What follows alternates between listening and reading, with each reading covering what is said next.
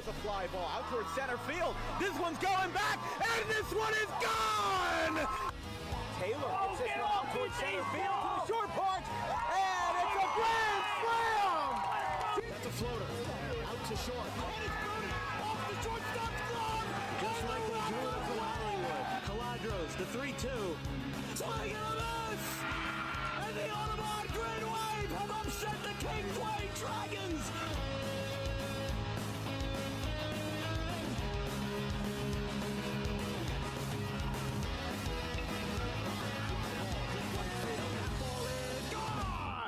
Grant Fortier, 2-run shot to right.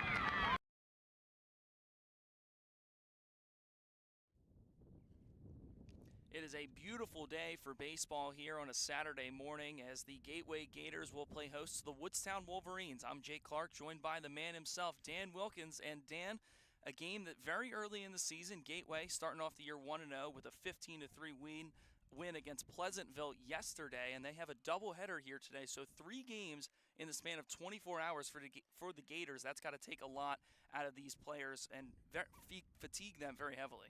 Well, Gateway's got senior trip coming up on Monday, and, we were talking with athletic director Mike DeChico, and they've played doubleheaders before. They've played 2 different teams, and actually the original opponent for the second game was supposed to be Pennsgrove. They backed out. They're playing Bridgeton today, and instead the second game for the Gators will be against Buna over at Westville at Park Ave Field.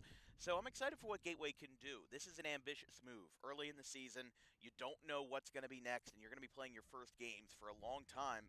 Your last games for a long time, up until April 8th. So where these guys are headed right now, Gateway's in a situation where they're in the second year of Coach Pietroforte. In his seasons here, he hasn't had a season over 10 wins yet, but these guys are ambitious. Gateway has a little bit of new life in it. They've got Zach Brodsky on the hill, great junior right-hander, throws a lot of heat. I'm excited for what Gateway can do, and I think that they are doing the right thing and playing a tough opponent like Woodstown, who they've only had one 10-loss season under Coach DeCastro since he joined in 2021, not to mention the 2022 state title and a sectional championship in sectional appearance in 2023 and a sectional appearance in 2024. Yeah, and then on the other side of things, this is Woodstown's first game of the year. Should be excited to see what they're about. And last year, taking a tough loss to Gloucester in the Group 1 final. Dan, what do you expect for them to do, for the Wolverines to do this season? Well, I think the Wolverines, I've been saying it like a broken record, all throughout our setup and our pregame. The Wolverines and Woodstown specifically, they're in their own little pocket of South Jersey. They get their own players. They get their players, off of the farmland. These are strong gentlemen. These are guys that are hitting in a hitter-friendly park with a brand new temporary fence around us here. It's a little bit more permanent than the JV field behind us. So I think that Woodstown can definitely hit the ball far. They've got Rocco String, who is a 3-sport athlete in football and basketball. Not to mention baseball, he's 6'5", hit 3 homers last year. And Woodstown themselves play in a very hitter-friendly park. So this is no stranger to them. And I think specifically this season, Mark DeCastro is a very talented coach. Spent a lot of time at PVI and also did some volunteer coaching over at Montclair State. These guys are a very talented team in their own little pocket of South Jersey, just like Pennsville is, just like Lower Cape May. They're in their own little pocket. They're in their own little space. And I really like what Woodstown's all about. Well, that's all we've got for the pregame, but stick around for first pitch coming up just after this.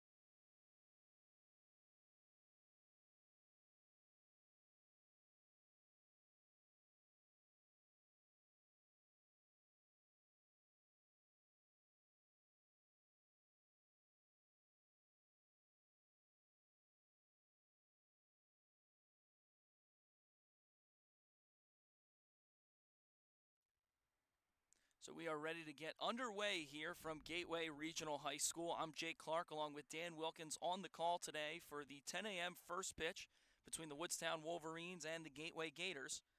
We're going to take a look at Zach Brodsky, a junior who, as you mentioned in the pregame, has some really hot stuff on the mound. Yeah, no, he had a 2.94 ERA last year, which for Gateway really helped them a lot, especially as a sophomore. They've got Sean Green, they've got Ryan Sieber. They've got some two-way guys as a Group 1 that definitely help in that rotation. But they've had somebody, almost every pitcher has thrown over 100 pitches in a game last year. They're looking to keep that usage down, and they're looking to make sure to lean on their guys like Zach Brodsky very well this year. Let's take a look at what Woodstown's working with today. Our starting lineup's brought to you by Harper Driving School. Jack Holliday takes the leadoff spot at first base. Rocco String in left field. Ty Koblenz behind the dish, the junior. Dante Holmes in the DH spot. Blake Bielecki in the 5, Tommy Tucci, Blake Rodriguez, Lucas Fulmer, and Walker Batavio in the final 4 for the Wolverines. So Brodsky set and delivers. Called strike there, and we are underway here from Gateway Regional High School. Jack Holliday leading things off for the Wolverines as senior, getting the start at first base today as Brodsky delivers the 0-1. Nice off-speed pitch in there, and now ahead in the count, 0-2. I like this approach here. 2 fastballs right down the middle and gave Holliday something to look at, but just didn't swing at him, controlling the strike zone early. This one flared and foul down the right field line. Still 0-2 the count to Holliday. Holliday played in that championship game where Woodstown lost last year. This one skied into right field. And that will be caught for the first out of the inning. Good put out there by Colin Murray out in right field, and Holliday is retired. It'll be String now. I really like what Rocco String is all about. He is just a pure athlete. Like we said, Woodstown is farm country. They produce athletes like no other, and that's why Woodstown baseball, Woodstown football by extension, has been so good these past couple of years. There's a change up there. I just like the fact that Woodstown, they don't recruit from any other place. They just do their own thing, and they are successful as their own Group 1. This one belted into the left center gap coming towards us, and it is off the glove of the left fielder. So String rounds first and stands up for a one-out double in the first inning here for Woodstown. I'm going to be honest, Jake, I thought that one was headed our way in the hitter-friendly park, but String just got all of that one. Really got a good grip on it and was able to drive it into the gap and found a way to get on base. So 1 out and 1 runner in scoring position now for Ty Koblenz. Sorry, didn't mean to interrupt. Appreciate you keeping me in check there. Koblenz is one of my favorite catchers that I've watched this is now my 4th year covering high school baseball here in South Jersey. Saw him come up as a freshman. He's only 5'8", 150, but he stole 11 bases as a freshman, stole 15 as a sophomore. He's just, again, a very good athlete. He's not your prototype catcher where a little bit slower on the hill, not a little bit slower on the bases, because catchers don't usually steal a lot of bases, but he had 7 extra base hits in the last 2 years and 26 walks, 291 career hitter. Just very good all around. Last pitch was low. Good job behind the dish there was Josh Reynolds with the block. 2-0 the count as Brodsky set. Shakes off the sign, taking his time. Looking back, String now delivers that one outside, 3-0. It is interesting seeing those old-fashioned signs because the NJSIAA did make it permissible to use electronics for pitchers and catchers. I believe it was 23 that they allowed that. And a lot of teams don't really use them just because, let's be honest, we're not going to beat around the bush. They're expensive. They are very expensive. I think something like $5,000, $6,000. If you're a Group 1 program like Gateway, I would rather put up 2 fingers for a changeup, 3 fingers for a fastball than put $6,000 into an electronic system that fails half the time.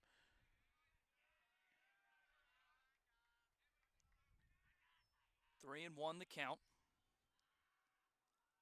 Time is called at the plate.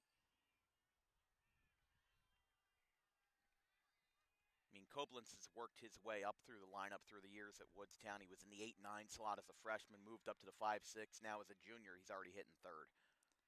And that one misses up and in, so a walk there for Koblenz, and now 2 on and 1 away here in the top of the first. And I don't think that walk would have hurt that much if String didn't hit the double to left center and didn't have the miscue out there in left. So I think that just right now, Gateway's just got to lock down and don't want any early hiccups here, especially in your home opener.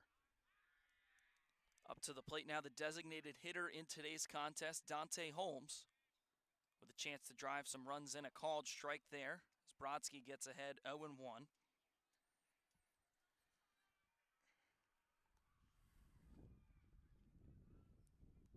Holmes last year in 17 at-bats, a 118 batting average. Looking to try and turn that around in his junior season this year. That one a called strike, and now Brodsky in the driver's seat, 0-2. Commanding the strike zone in this at-bat. And that's a big turnaround from the 5-pitch walk we saw with Koblenz, getting ahead in the count 0-2 after getting behind 3-0 in the last at-bat. Big turnaround for Brodsky. And a called strike 3 there for Zach Brodsky. Now 2 away here in the top half of the first. And a very good pitch mix there from Brodsky. Fastball, curveball. It's very traditional. It's very cliche. But guess what? If it ain't broke, don't fix it. And that's exactly what they did. Good pitch mix there, and he got him. Good morning, good afternoon, and good night.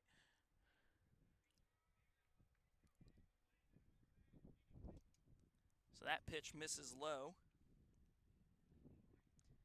as Bilecki digs in.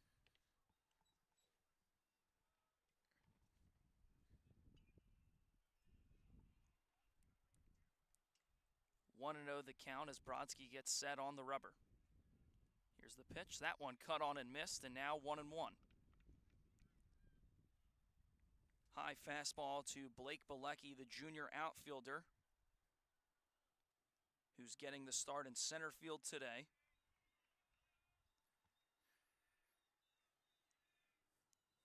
As Brodsky gets set, Bilecki waits the 1-1. That one a called strike on the outside corner. And now 1-2 the count.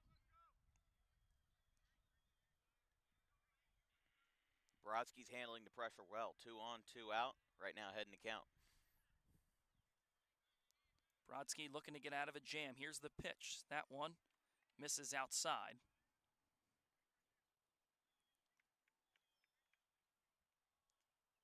I mean, just right now, if you're Gateway, part of what you're thinking about is how can I get ahead in the zone? How can I get ahead in the count? And how can I get out of the jam? Because if you get to Tommy Tucci next, you might have the bases loaded, or you might get a run home. You want to avoid all of those scenarios. That one just misses on the outside part of the plate. Count is now filled up 3-2. So expect the runners to be in motion on this pitch. 3-2 count. 2 outs here in the top of the first at Gateway Regional High School as Brodsky steps off, looks back string.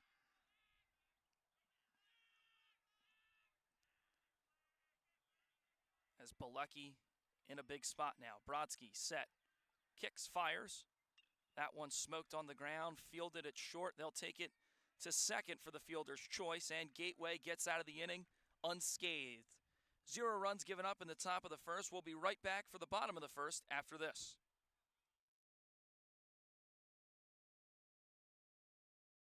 Two minutes remaining. 4 fouls on St. Joe's. 1 more and it's a bonus, which would greatly help Gloucester Catholic. The moving straight guard! It's a 1-point game just like that! This place is going nuts!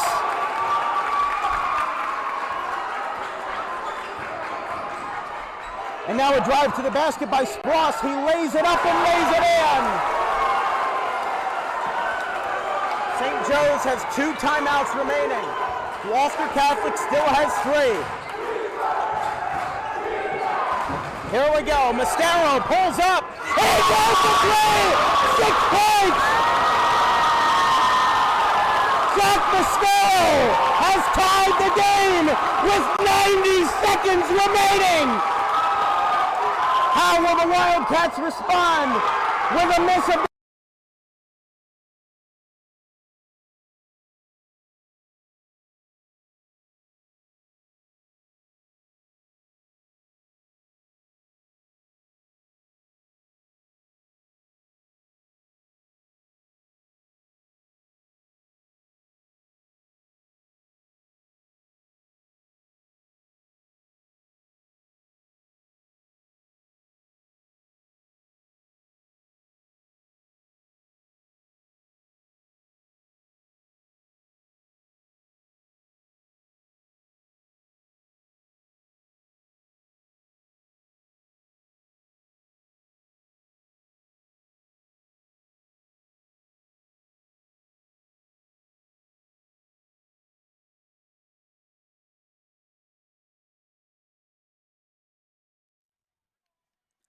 Bottom half of the first inning, so Gateway will get their first chance at the dish. But on the mound here for the Woodstown Wolverines is Aaron Foote, making his 2025 season debut.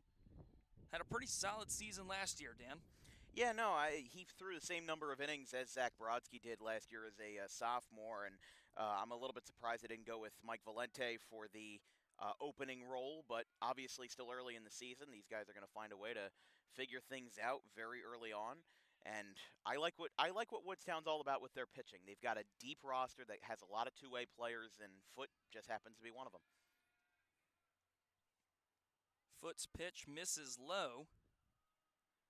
1-1 the count to Sean Green, the senior for Gateway, starting at shortstop. There's a called strike on the inside part of the plate. Green had a very great junior year last year, recorded 34 hits for Gateway. And this year started off hot, with going 2 for 3 with a double and 2 RBIs against Pleasantville last game. Gateway's playing 2 games against Pleasantville this year. They'll be hosting them on April 7th, next Monday. So, listen, very rarely do you see 2 out-of-conference teams playing twice, if their bases are right. But it'll be interesting to see how that works out. So Green gets the Gators offense started with a single to right there. Let's take a look at what Gateway's lining up with today with our starting lineup, brought to you by Harper Driving School. Sean Green, who just singled to right out of Dominican University, he will be batting first. Colin Murray in right. Zach Brodsky is the pitcher batting third. Colin Smith at second. Ryan Sieber at first. Josh Reynolds is the backstop. Dylan Pruitt in center field, multi-sport athlete. Then Nick Watts at DH, and Vito Manganero at third base. Foote set, delivers, pitch misses low there to Colin Murray. This is a very good opportunity for Gateway to take advantage of what Woodstown didn't do in the first inning, which was score. They didn't do that. Now they're going to try to find a way to get on the board, especially with Green singling there. He batted over 450 as a junior. That's why he's going Division II on this small Group 1 program. Dominican liked what they saw. Now they're going to be getting a really good, versatile ball player in 2026. There's a called strike. 2-1 the count now. You talk about Sean Green, 75 at-bats last year, as you mentioned, north of 450 with a 453 batting average, a 587 slugging percentage. Dominican University has a good one as that pitch is blocked, but Green goes on the move, slides, and is safe. So avoids the tag there and advances on the pitch in the dirt. Now a runner in scoring position for Gateway with nobody gone. And again, good opportunity here for Gateway. You know, there's not going to be many innings in this game, I think, where Woodstown doesn't get at least close to scoring. So the fact that Brodsky got out of the jam, now they're going to have a prime opportunity to get on the board. That one looked like it was fouled back, and so now we'll have a full count, 3-2 to Colin Murray. Murray, a sophomore, who got a lot of time at the varsity level in his freshman year, 60 at-bats last year with a .217 average. He awaits the full count pitch. That one misses low, and he'll take a walk. Now, first 2 base runners reach. Green on the single, Murray on the walk, and that'll bring up the pitcher, Brodsky, trying to help his own cause. It's a very Group 1 thing to have the pitcher batting in the 3 spot. Definitely feel like that's a uniquely Group 1 thing but I like what they're doing here. 2 runners on early and good plate discipline here versus Foote. So Brodsky takes a strike. I heard the music out there. I thought they were doing walk-up songs. It's one of the lacrosse teams that was playing warm-up music out there. So Foote is set, delivers. This one hit out, but caught on a line, and Tucci doubles it up. So Tommy Tucci there, right place, right time, and now 2 away. Very good play there by Woodstown. Very alert on defense, squashed the threat, and now instead of 2 on and nobody out, now you've got 1 on and 2 out. A much more manageable situation for the Wolverines. Digging into the box, the cleanup hitter, Colin Smith. That pitch misses well outside.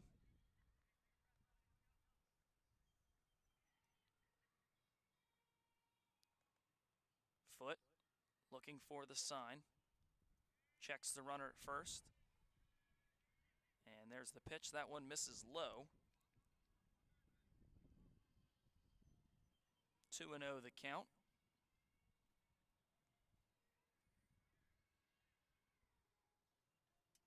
There's the pitch. That one called strike. So Foote gets one to go his way. Now 2-1. To Colin Smith, the junior for Gateway. Last year hit .293 in just 41 at-bats, had a slugging percentage of .341, and also had 6 runs batted in for the Gators last year. 3-1 pitch on the way. That one a called strike, and now a full count to Smith.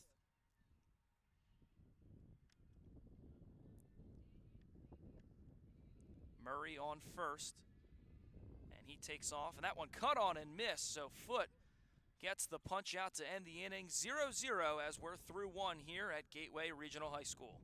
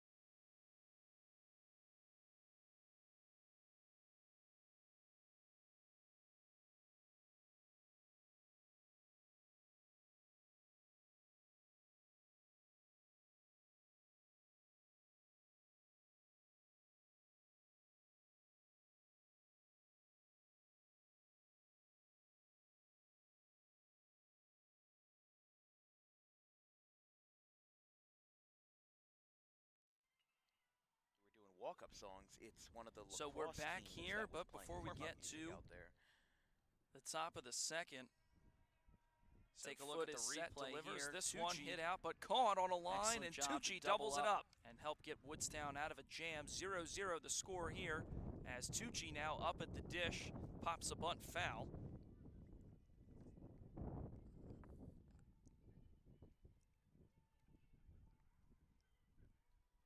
Had the excellent play at short, and now trying to get the bat started here for the Wolverines. Pitch from Brodsky, cut on and missed. Now 0-2 the count. Well, Tucci's filling in at a very valuable position for Woodstown after they graduated Brett Williams and Andrew Pedrick last year. Pedrick now over at Hartford Community College, one of the top Division I JUCOs in the country. And there's a swing and a miss there for strike 3. But Brent Williams is over at Goldie Beacom, and they graduated a lot of high-level, not Division I, but high-level guys. And especially with Woodstown being the team that they are, they were able to fill up those positions very quickly with Tucci, and then in this case, Blake Rodriguez. So Rodriguez digs in. Brodsky has one down, kicks and fires, misses upstairs. And we mentioned the upcoming schedule for Gateway, but the Wolverines have one more game in the month of March. That'll be against Pennsgrove on the 31st, as that one a called strike evens the count at 1 apiece. They'll play Pennsgrove and then travel to Shalleck to begin their April schedule on the 2nd. That one cut on and missed, now 1-2. Yeah, one non-conference game in the Colonial, and then back-to-back Tri-County Diamond games with Pennsgrove and Shalleck. Don't forget Glassboro is also in that division as well. It's a bunch of small Group 1s. I really have always liked how the Tri-County is split up. It's 4 divisions, 2 big, 2 small, right? With the exception of Gloucester Catholic, which is basically a Group 1 in a non-public sense, but they are so darn good that they play with all the big guys. The Classic is like your Pittman and Salem and Wildwood, and Pennsville. That one is hit on the ground, scooped up, and retired. There is Rodriguez. So 2 up, 2 down so far for Brodsky and the Gators. But yeah, just circling off on my point. Woodstown, Glassboro, Pennsgrove, that's the Diamond. There's a couple other teams that I'm forgetting. And then you've got the Liberty, which is like Delsea, Highland, Timber Creek, Triton, all of the Black Horse Pike schools. And then the Royal is GC, Washington Township, Kingsway, the larger schools. So it's a way to that. It's not like the Olympic where the smaller schools are kind of getting like removed from the equation. Everybody's getting represented, but just playing in different levels in different divisions. That one is down for a base hit into right field. So Lucas Fulmer with a 2-out knock there for Woodstown keeps the inning alive.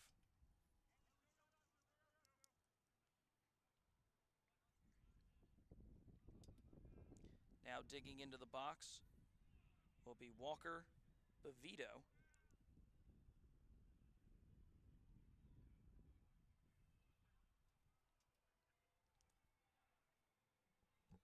So 2 outs now for Brodsky and the Gators. Brodsky takes a look at first, now gets set. And the runner goes on the fake bunt. Throw is offline, so an easy stolen bag there for Fulmer. As Badavito now has a chance with a runner in scoring position. Badavito batting 9th in today's contest, so looking to turn the lineup over. Also getting the start in right field. 1-0 the count. Brodsky kicks and delivers. That one misses up and out, 2-0. Don't forget, folks, we'll be covering Buna and Gateway at their next game, at their next stop over at Park Ave Fields in Westville. 2 o'clock is the start time for that one, give or take, depending on how long it takes Buna and how long this game takes to end as well. That one is smoked and drops down for a base hit. Fulmer rounds third. He's on his way to the plate. And so that'll be an RBI single there for Walker Badavito. Woodstown on the board first, 1-0. Saw that left fielder have some problems with the ball there, but I don't think it would have affected much just because he was coming around third, hot and ready anyway. So Woodstown getting on the board early. I think that is a makeup from their first inning where they were definitely a little bit ticked that they got 2 runners on and they didn't score. Now they got the bottom of the order to produce, and Patavio gets himself to turn the lineup over with an RBI. So that'll turn the lineup over now as Jack Holliday digs in. Flew out to right field his first time up. That's what happened with Millville and Pittman on Monday in our Tuesday on our opening day, where most of the RBIs were from the bottom of the order. The first run for Millville was from the 9-hitter. Pittman also got a run from their 8 guy as well. I mean, there are valuable guys all throughout the lineup. Runner takes off and a bad transfer from Reynolds behind the plate allows for a Badavio stolen base. So now another runner in scoring position as Holliday will look to keep the 2-out rally alive. Awaiting the 1-0 from Brodsky. Here's the pitch. That one down in the dirt. Nice block there by Reynolds.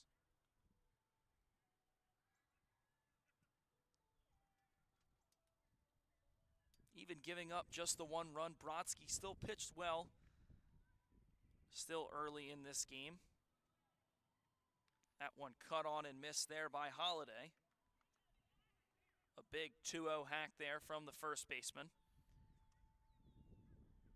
Yeah, even with that 1 run, he's still been commanding the strike zone very well. Brodsky set, delivers the 2-1. That one a called strike. Oh. So we must have had the count wrong there. That's a punch out there for Zach Brodsky. Only gives up 1 here in the top of the second. We'll be back for the bottom of the second after this.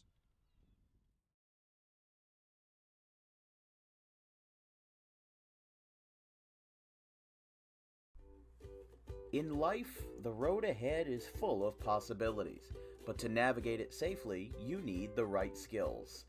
Harper Driving School is the premier driving school serving Gloucester, Salem, and Camden counties. With experienced instructors, many of whom are teachers in local schools, we are dedicated to your success and will help you master the road with confidence. With an over 95% success rate of students passing their road test on their first try, you know your student will be in good hands while embarking on a huge step of their young adult lives, all while avoiding the lines at the DMV and getting insurance discounts. We chose Harper, and so should you.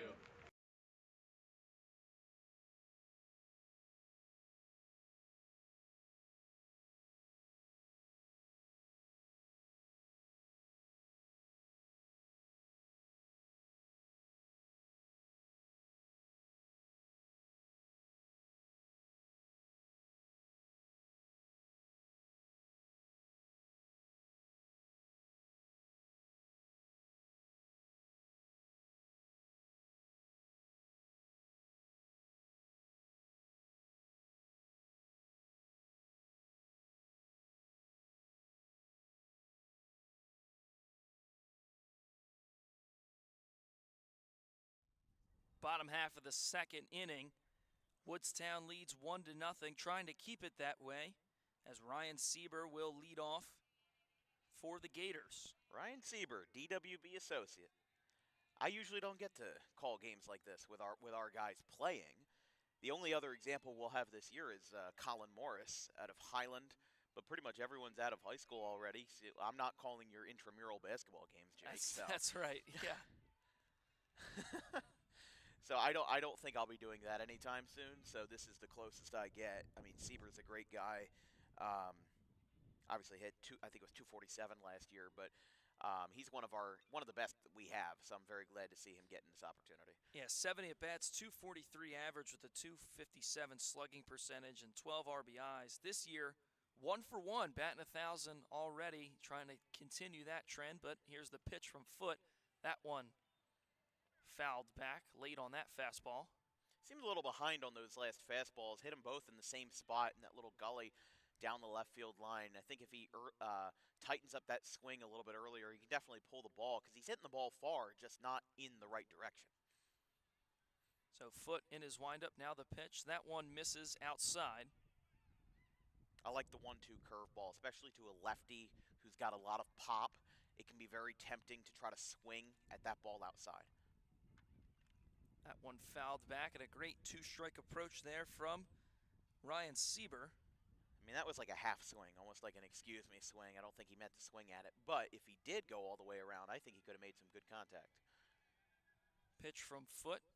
Another check swing foul. And a great quality at bat here from Sieber, fighting with 2 strikes.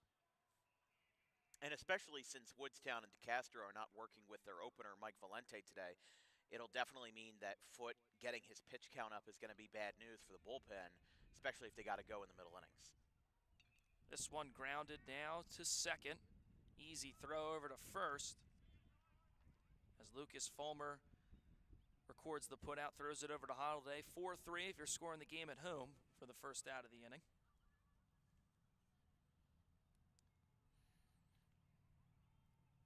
That'll bring up to the plate Josh Reynolds, the starting catcher here today. What's very interesting about this doubleheader is that for those of you at home that maybe might be going to the second game today, or if you're a Buna kid that's on the bus, because I already got a message that said that Buna is watching, some of their players are watching this game today, but one of the things that I find interesting is that'll be a foul ball, it'll be 1-1, is that this game is not going to be played at Gateway. It's going to be played at Park Ave Field in Westville because of the musical. I have never heard a game getting moved to a secondary location because of the musical. But there you go. Learn something new every day. That's right. That is right. As Reynolds down in the count, 1-2, had no stats last year on NJ.com.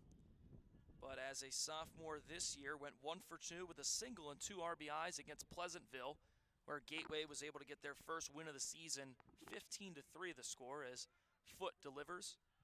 And a called strike 3 there on the curveball for Foote. Now 2 down here in the bottom of the second. Heavy on the curveballs in that at-bat, especially after he was heavy to the fastballs for Sieber. Keeps it fresh, keeps it clean, and just finds a way to make sure that no guy is getting the same pitch twice. So with 2 away, that'll bring Dylan Cruitt to the box. The senior for Gateway. He's down in the count 0-1. Foote kicks, delivers. That pitch misses low. Cruitt last year, 66 at-bats, a .258 batting average, .303 slugging percentage, and 14 RBIs for the Gators. Not to mention the leading wide receiver on the football team under Coach Daly. This one grounded. Fulmer is there. Over to Holiday at first, then that'll retire the side. So 1-0, Woodstown still leads through 2. We'll be back for the third after this.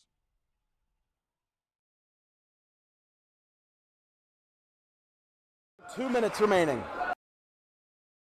Literally, they've been here twice, and they're about to score, or on the doorstep of scoring 50 for the second game in a row. Xavier Terry Brown. He is still on his feet. He's being shoved forward into the end zone. But who's got the ball? Look at Jason Solomon. The ball magically appeared in Woodbury's hands, and now they're back at the 50. This one's going back.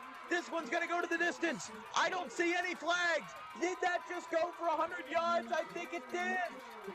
I do not see any flags as Woodbury. Oh my goodness, Jason Solomon have a day. He is the first man not named Taylor to score. Wow, that was good.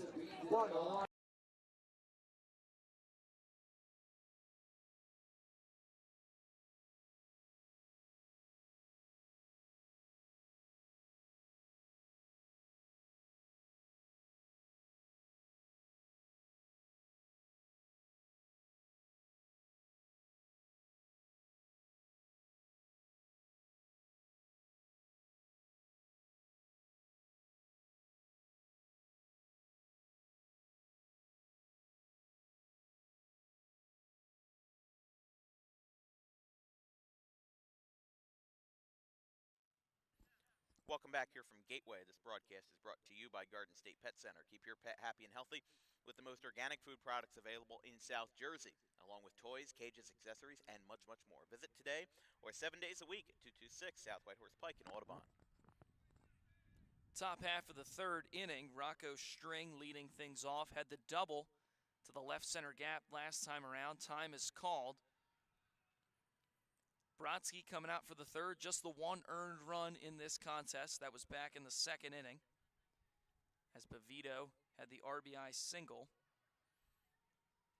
I think it's almost honorary when you step up to the plate and all the outfielders take like 5-6 steps back. That's how you know you are an intimidating hitter, especially in a hitter-friendly ballpark. 3 homers last year, and not to mention he had a handful as a sophomore as well. I mean, the guy can just hit tanks. He did it at Pennsville. I think he hit one like 430 feet, something like that. He could definitely hit one out of the yard, just like he did with a double in the first inning. 8 extra base hits last year. Already has 1 this year in his first at-bat of the season as Brodsky kicks and delivers. This one grounded to Green at short. Fires across the diamond and 1 away. Well, if you're the shortstop, you like a good simple ground ball like that, especially in a bit of a bumpy infield. You know, you like the fact that you get a simple grounder. Excuse me. You don't get anything too complicated. You don't get anything too wild and nuts. Just a simple ground ball right to you, slow speed, and got the out. So Ty Koblentz will dig back in. Brodsky kicks and delivers. That one outside. Koblentz, a junior who hit .267 last year with a 300 slugging percentage. And impressive, as we talked about, a catcher that had some wheels, 15 stolen bases last year for Koblentz as he takes the ball, now 2-0. I mean, like we said, you know, this isn't like a JT Realmuto situation where we're talking about a 35-year-old. This guy's probably 16, 17. He's a junior in high school, and he's 5'8", 180. You know, he's a catcher who does have some wheels. It's a little bit, you know, not exactly prototypical, but it is certainly a benefit for Woodstown to have somebody with that versatility and speed. Called strike there. Brodsky gets one for himself.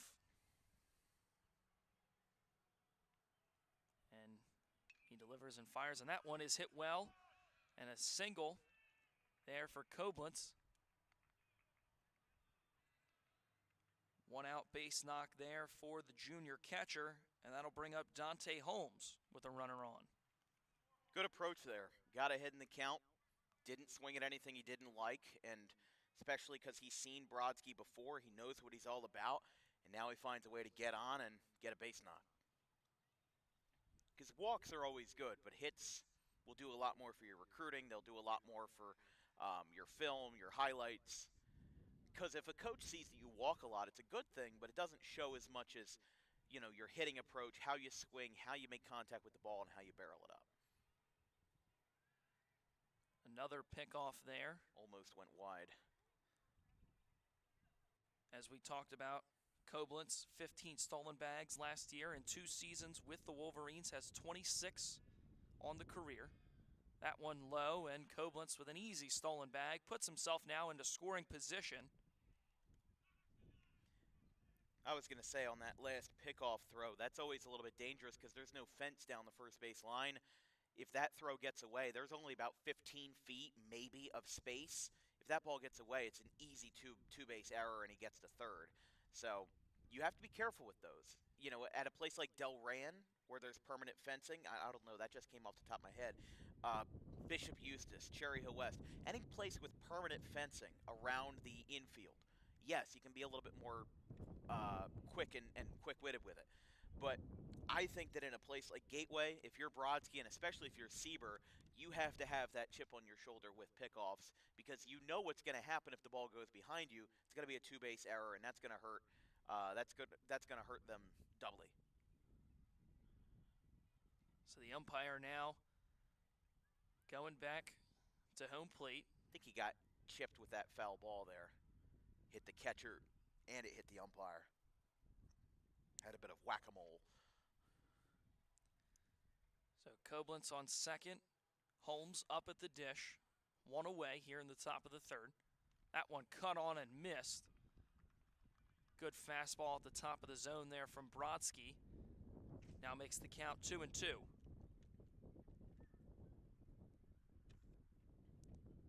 So Brodsky is set, kicks and delivers. This one misses just off the outside corner, and the count's filled up.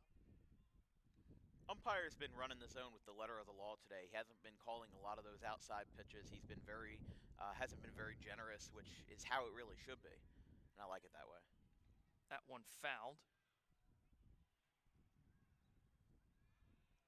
Holmes 0 for 1 today. Struck out looking back in the first inning. So we'll do it again here, 3-2. Brodsky gets the sign, now set. Kicks and delivers. Misses outside, and so Holmes will draw the walk. And 2 on and just 1 away now for Woodstown. And again, a very good approach there from Holmes. He knew what he liked, and he didn't get any of it. Worked the count full. not only do you get on base, but you also force Brodsky into a higher pitch count.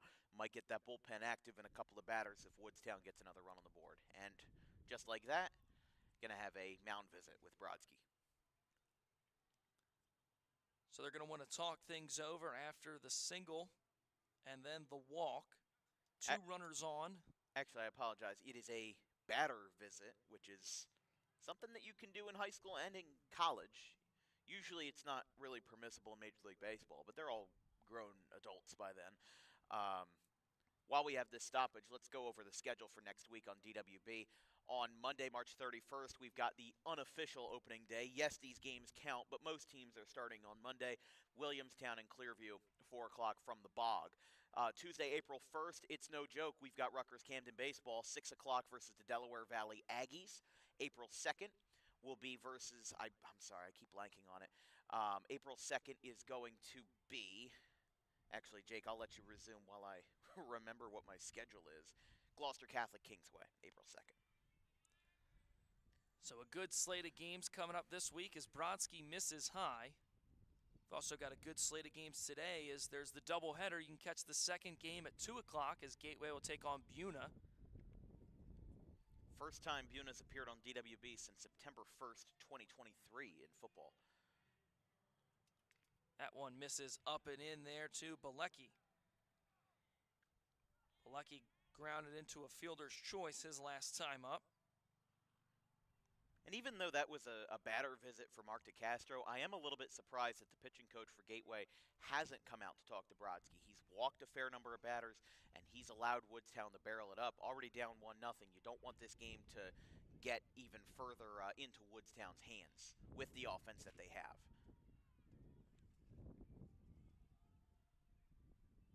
Two on for the Wolverines. Just one away in the top of the third. Brodsky gets set on the rubber. That one upstairs, and so back-to-back walks for Woodstown, and now it's going to be a mound visit for the Gators with the bases loaded and one away. And this is never something that you want to see if you're Gateway, is that in this situation, pitcher's just losing his confidence, he's losing his control. Now, he's not throwing wild and erratic like other guys would, but he is throwing out of the zone. There's a difference. There's a difference between airmailing your catcher every time and missing strikes by 6 or 7 inches. So, bases loaded here. Tough spot for Gateway and a very promising spot for Woodstown. Brings up the shortstop, Tommy Tucci, who had the double play earlier in this game. Tucci struck out his last time at the dish. Brodsky kicks and turns on the rubber. Misses low, 1-0. And bases loaded walks are something that are kind of the epitome of games that are starting to spiral a little bit. And if you're Gateway right now in this situation, you need to attack the zone. You know, Brodsky knows if he keeps missing the zone like he did there, then he's going to be on numbered at bats remaining in this game. But Gateway doesn't even have any arms warming up right now in the pen. 2-0 from Brodsky. That one's a strike. Finds the zone again, now 2-1. More pitches like that. You know, they're not exactly ambitious. They catch the zone, they catch the hitter's eye, and now they get him awake, and now they got him focused back in. And so the squeeze gets down. They go to the plate and get the force, so no run scores there on the bunt and a fielder's choice for Tommy Tucci. That is a beautiful play there, executed perfectly by Gateway. It's a bold idea for Woodstown to do it, but guess what? That's what Woody Ball is all about. They've been playing Woody Ball for so long now. Ever since I started broadcasting games, they've been doing this Woody Ball thing with Mark DeCastro. It's a surprise element. It's the the bases loaded, 1-out bunt. They didn't think they were going to do it, but Brodsky was ready for it. And luckily for him, the bunt was right in front for an underhand shovel to the plate. Bases still loaded, 2 away now for Blake Rodriguez. Rodriguez starting at third today. Last time grounded out to second. Strike called there as Brodsky gets ahead 0-1. Really good start to the at-bat there for Brodsky. Got a little pep in his step. Last couple of at-bats started behind in the count. Now he's getting back in the driver's seat. This one misses low. Nice block by Reynolds behind the dish. 1-1 the count now to Rodriguez.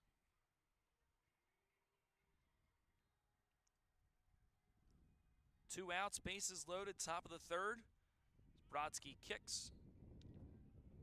And that one a called strike, 1-2. If you're just joining us here on DWB, I'm Jake Clark, joined by the man himself, Dan Wilkins, as Brodsky looking to get out of a jam. 1-2 pitch on the way. That one a called strike 3, and Brodsky gets out of the jam. No runs given up. 1-0 still your score as we go to the bottom of the third.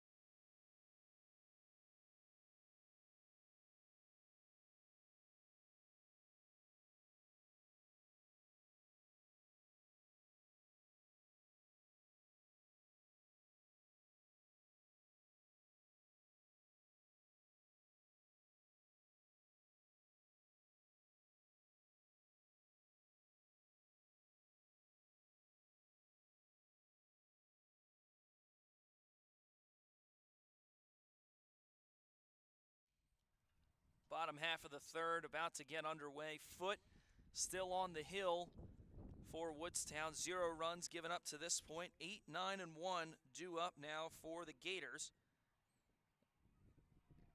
as it'll be Nick Watts digging in as the designated hitter.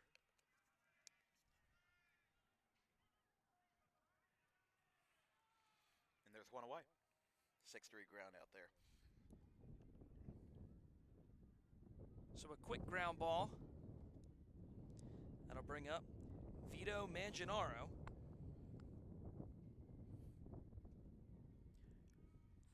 I will say the top of the fourth is coming around soon, and for those of you that have been longtime DWB viewers, we've always done the trivia time.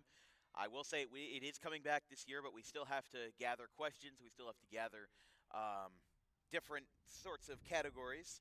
The new addition for this year, for those that do like Trivia Time, is that we will have live voting on Trivia Time. We will post the question in sync with the broadcast on our Twitter /X and Instagram, and the winner at the end of the season, you can submit your form on Instagram, and whoever has the most correct answers at the end of the season wins a Dan Wilkins Broadcasting hoodie and beanie. So a nice little merch package to participate in the baseball season. So that one by Manginaro fouled onto the road. Looked like it got the Jeep out there. That's a purple Jeep, too. He's coming to a full stop here. So Foot kicks and delivers. That one low. Good block behind the plate. Hope it didn't hurt the rubber duckies in the window. Yeah. I've never owned a Jeep, but that's all I know about them, is that they have the drop tops and they have the duckies in the window. Another pitch low in the zone to Manginaro. Manginaro is senior this year for the Gators. Last year only 14 at-bats, a 143 average. Here's the pitch. This one cut on and fouled back. Big swing there for the third baseman.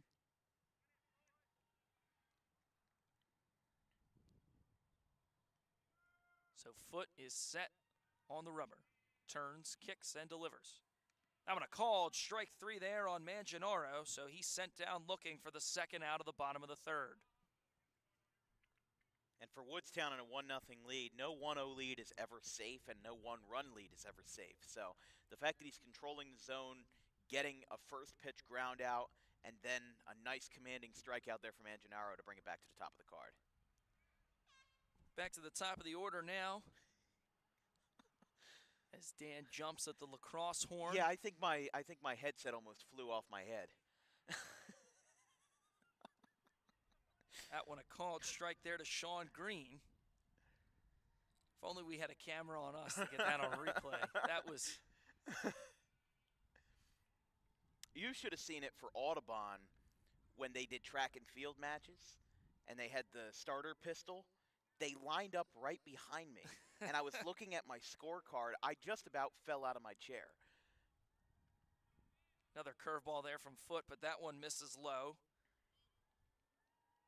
2-2 the count now. Green digs in, had a single his first time around. That one cut on and missed, and so Foote with back-to-back strikeouts there to end the frame. We're through 3 here at Gateway Regional High School. We'll be back for the top of the 4th after this.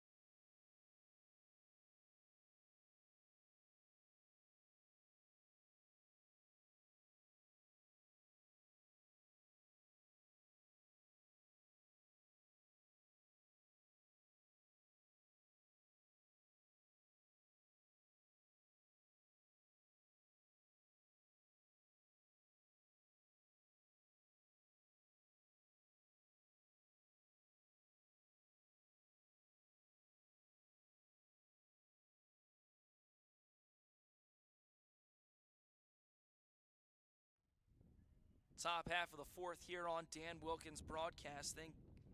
Woodstown leads Gateway 1-0. Brodsky still out on the mound for the Gators. Leading off is Lucas Fulmer. Last time up, had a single. And Dan, this was the bottom of the order. These two guys in Fulmer and Batavillo were the ones that got the 1 run across for Woodstown. Yeah, and look, the bottom of the order matters more than you think. Like I said, with opening day, Millville and Pittman. Millville got 3 of their 6 runs out of the 8 and 9 hitters. You know, they make a big difference. So the fact that they're working it well here, keeping a very deep depth in the lineup, I always like that philosophy. Fulmer, the junior for Woodstown, only had 4 at-bats last year, and he only played in 6 games. But in those 6 games, in 4 of the 6, recorded a stolen base. So he's a threat out there on the base paths. We'll see if he can get on here against Brodsky as Brodsky turns on the rubber. Misses outside.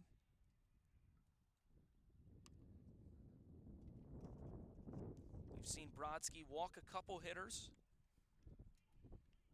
throughout this game. Gotten out of jams, though, as here comes the pitch. This one cut on and fouled. Little tapper rolls fouling out of play. I am a little surprised we haven't seen any action out of the Gateway bullpen. We were talking about Sean Green, 6 of his 9 appearances last year, went over 100 pitches. Brodsky might be in the same boat today. I'm not exactly sure, but it'll be interesting to see how they use him, especially considering they've got another game at 2 o'clock. This one fielded at second, but the throw is way offline and will roll into foul ground.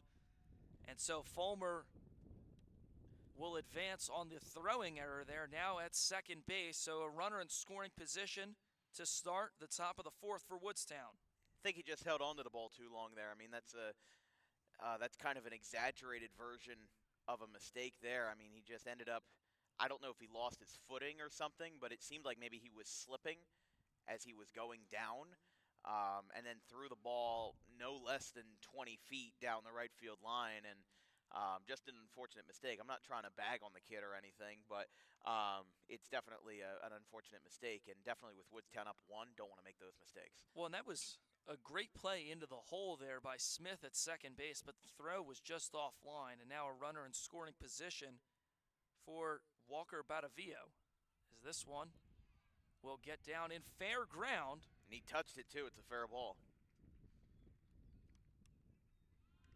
That's a good situation there. Runners in the corners, nobody out. What did I tell you? 8 and 9 hitters are doing their jobs. They are doing their jobs. And that gives an excellent situation for Jack Holliday here. Lineup card turns over. Runners on the corners, nobody away, and now looks like Gateway wants to talk things over on the mound. 8 and 9 hitters get on. Holliday today flew out in his first at bat, and then the second time around was a strikeout, so he's 0 for 2 today.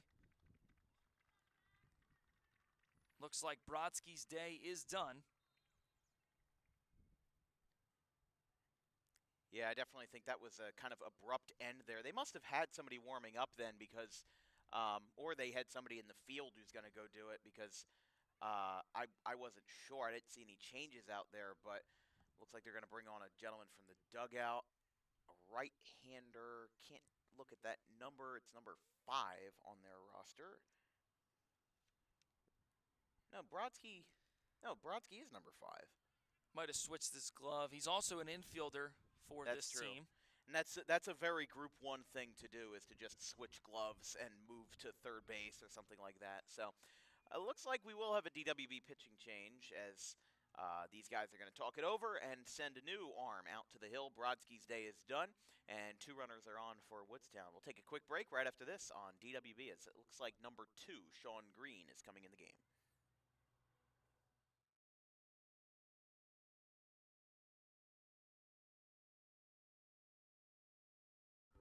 Garden State Pet Center is an independently owned full-service pet store. Our specialty is promoting companionship between people and animals by providing the healthiest product choices available, including all-natural foods, supplements that support and relieve health issues, and innovative products for pet parents. Our goal is to provide our customers with a relaxing environment, and while we're not striving to be the biggest store on the East Coast, we're striving to be the best.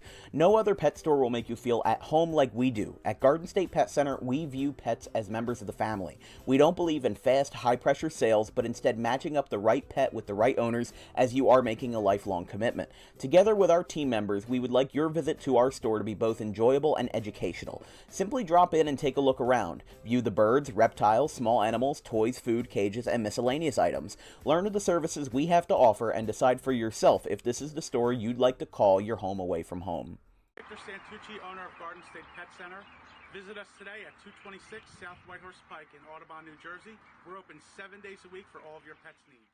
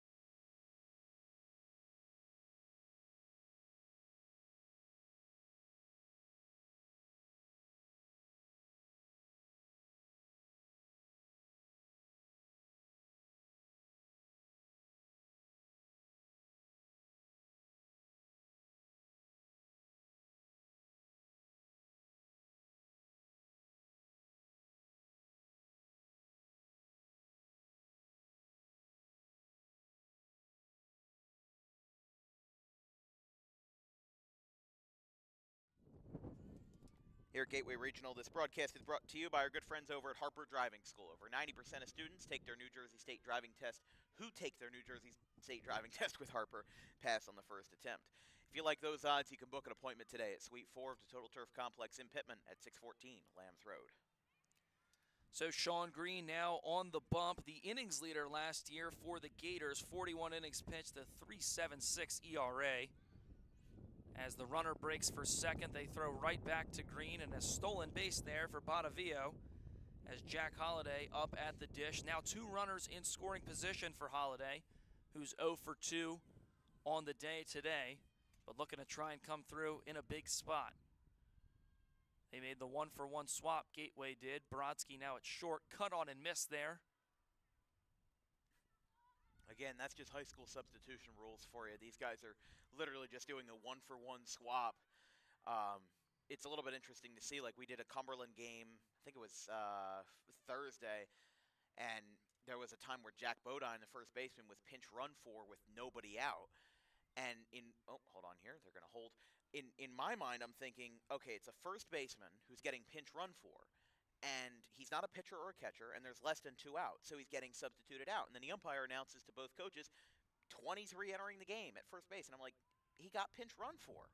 So high school substitution rules can definitely be a bit of a Pandora's box, if you ask me. The starter can come out and then re-enter, and I believe the rule is because if you, as that one's grounded to Green at first, fires over, runner will stay at third, so the first out is recorded, 1-3 there. Just a good play again by Green. Awareness on the mound. It is so important, and Jake, you've pitched a couple of times at Sterling. It is so important for pitchers to be aware, not just as a pitcher, but as a fielder.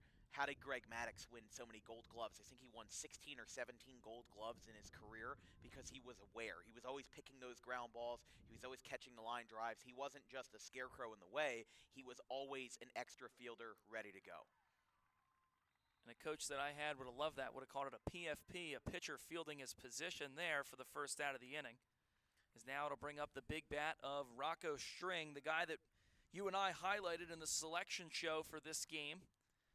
Already had the double back in the first inning. Last time around, grounded out to short. Yeah, this is going to be an interesting situation for Green. Coming into this game, inherits the 2 runners and just got to get the meat of the order out of it. That one cut on and missed. A good off-speed pitch down in the zone. Gets String to chase there. Evens the count at 1-1. That is an excellent way to get Green's confidence up. Get the big man like String to swing and miss, make him look a little silly, and that'll find a way for Green to get some peps in his step and get himself some extra strikes. Called strike there. And so String is sent down, but the throw gets away now. Runner will stay at third. Nice job by Brodsky to back it up. But a strike 3 called there against String. So now that'll bring up Koblentz. 2 out and 2 runners in scoring position. Top of the order could not get the bottom to come back in and score.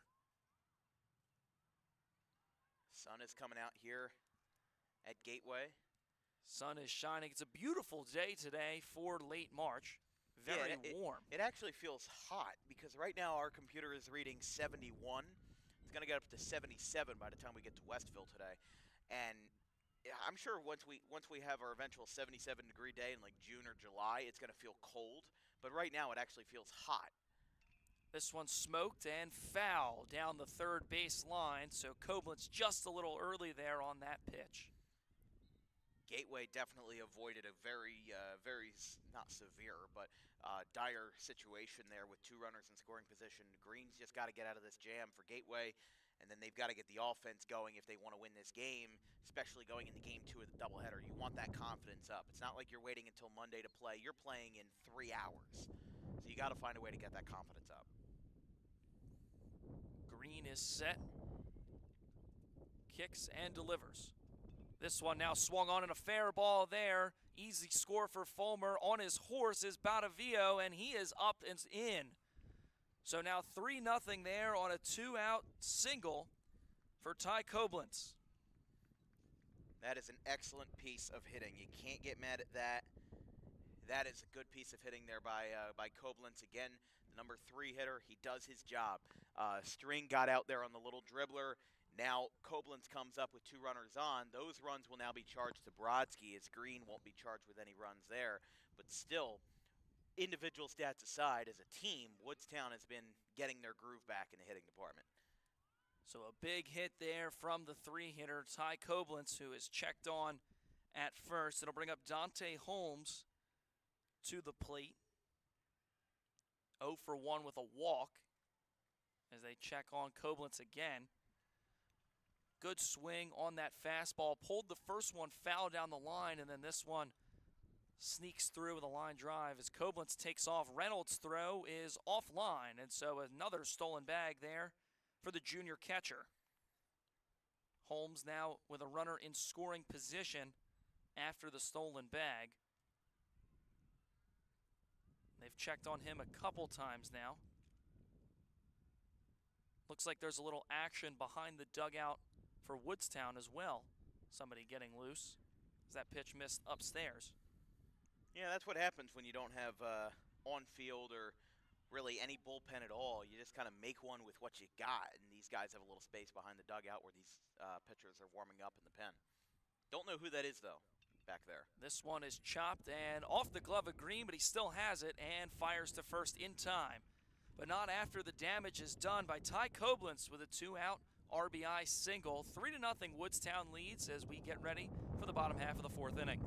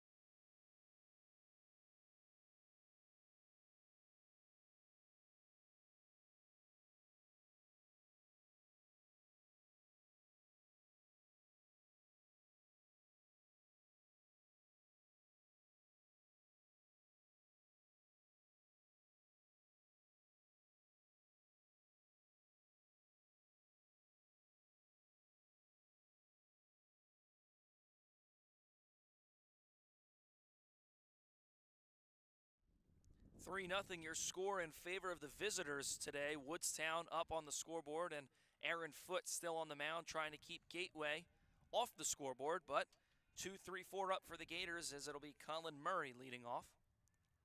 As he takes a strike. Thought about going around, but now down in the count 0-1. Woodstown and Gateway here kind of playing on different timelines, because remember, Gateway has to stretch out their bullpen excuse me, and their hitters to make sure that they can last 2 games and 14 innings total. Woodstown doesn't have to do that. They don't play until Monday. So right now, Woodstown's like, yeah, we'll put our best guys out there. So they're kind of at an advantage. Gateway is kind of playing a step behind, not of their own doing, but because of the fact that they have to save their energy, save their best guys for Game 2 versus Buna. And then Woodstown's just like, yeah, we just treat it like a regular season game. Because not a lot of high school teams play doubleheaders. Very few teams in high school baseball, or in any sport, play multiple games in the same day. Basketball, maybe, in like a winter classic. That's about it. So this one is swung on and foul. Good piece of hitting, but just a little early on that inside pitch. As Murray, last time around, he walked for Gateway. As Foote kicks and delivers, and that one is cut on and missed. So another strikeout there for Aaron Foote as the first out of the bottom of the 4th is underway. And I'll tell you this, Woodstown's infield has been doing very well today, especially even though they lost Brent Williams and Andrew Pedrick to graduation. and especially two very prominent schools in Goldie Beacom and Hartford CC. It's definitely very interesting to see how the Wolverines have been stacking up against them. It's always interesting to see very early in a season how a team adapts to a graduating player, a graduating star, because it'll always be a difference of who's going to play where and who's going to fill whose shoes. So it's never universal. You know, there's some programs like Haddonfield, Audubon, Woodstown being one of them, that will always have players in the pipeline. And by that I mean in the little leagues, in the middle schools, in the JV. Always going to have somebody next in line. This one is swung on and sent out to right center field. Put out there for the second out of the inning as Brodsky flies to center. Nice catch by Balicki patrolling the outfield. One of the first fly balls Gateway has hit to the outfield today. I mean, I'm not trying to knock them or anything, but Woodstown has been very good at keeping the ball in play to a minimum, whether it's been a strikeout, and I think DeCaster might actually pull the Foot here with a shutout running, and he will. Aaron Foot's day is done after 3 2/3. So Foot goes 3 2/3 scoreless. We did see movement in the bullpen. Looks like somebody's still warming up back there, but the dugout is obstructing our view. But a great day on the mound for Aaron Foot, the senior this year, getting the opening day start. Last year, 31 innings pitched, a 3.61 ERA with 17 strikeouts. And he was the one that pitched 3 innings in the championship loss against Gloucester to end Woodstown's season. And it will be Mike Valente coming in, the aforementioned opener who started several games last year for Woodstown, including a playoff game versus Audubon, where he was only throwing like 1 inning, maybe 2. Now he's coming in a more traditional role in relief. Only walked 2 batters last year. And, I would imagine maybe they're pitch capping Aaron Foot, because it's interesting that they took him out in the middle of the inning when he seemed like he was doing well, didn't allow any base runners, had a strikeout and a fly out to center, rather a pedestrian fly ball. So, I don't know. Seems like very early in the season, a lot of coaches like to pitch cap their players, treating it like a preseason game. You know, doesn't matter how good you're doing, doesn't matter the situation of the game. We're going to run by our timeline. You're not going to throw more than X amount of pitches, and you'll finish the at-bat, but then we'll take you out. And I think that Woodstown here in their first game of the season is going to try and reclaim that a little bit and get themselves in a more consistent groove, as opposed to letting Foot run a little bit longer and maybe get himself in some trouble. Valente comes into this game last year a sub-1 ERA in 20 1/3 innings pitched, 0.31 ERA. However, seems to have more of the reliever role, as last year didn't pitch more than 1 2/3 innings in any single outing. Well, that's what we were talking about with the opener. You know, he started the playoff game versus Audubon. He was even in talks to start the South Jersey Group 1 Sectional Championship versus Gloucester in a game that they lost 5-4 in the walk-off sacrifice fly. So I think there was at least 5 or 6 games that he started, but only went, as you said, an inning, maybe an inning and 2/3. So it's interesting to see him now working in that traditional relief role after 3 2/3 from Foot. So Colin Smith digs in, fouled one back. Last time around, struck out back in the first inning as Valente kicks and deals. That one misses upstairs. Count evens 1-1. Colin Smith, a junior, hit .293 last year. Had a good game against a Colonial opponent in Gloucester. Went 2 for 3 with a double and an RBI on the 10th of April last year against the Lions. Valente now fires. That one looked like a called strike.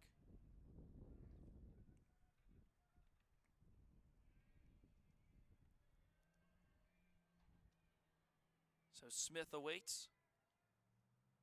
This one is skied and out of play.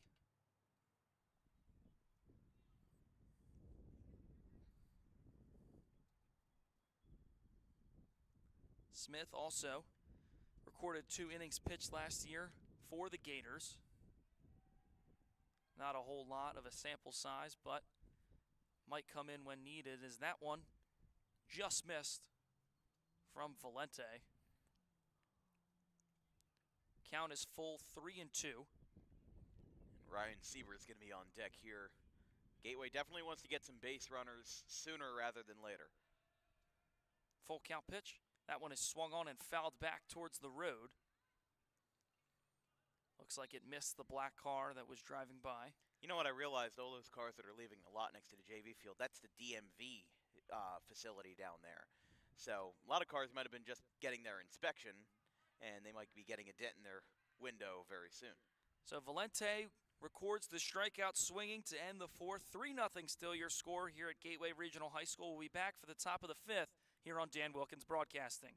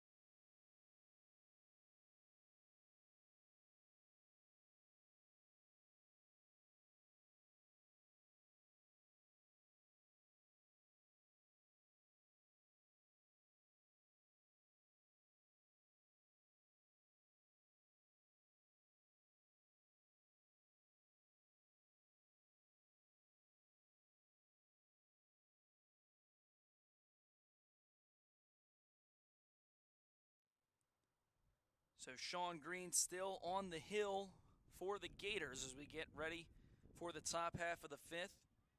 Leading off the inning will be Blake Balicki, the center fielder for Woodstown. Had a fielder's choice back in the first and walked his second time around. And everything just flew away. Wind is picking up here at Gateway Regional High School as Green fires in a strike.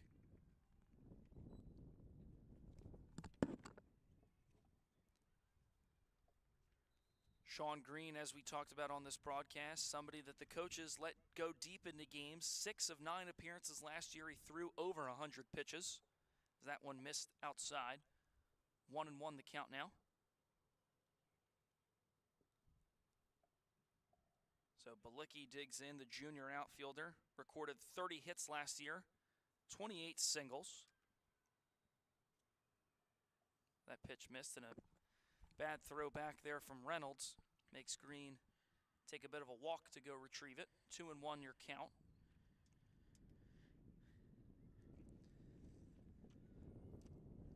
Wind is blowing, and it's blowing to our left here at the broadcast booth, towards left field. Green kicks and delivers the 2-1. This one cut on and foul.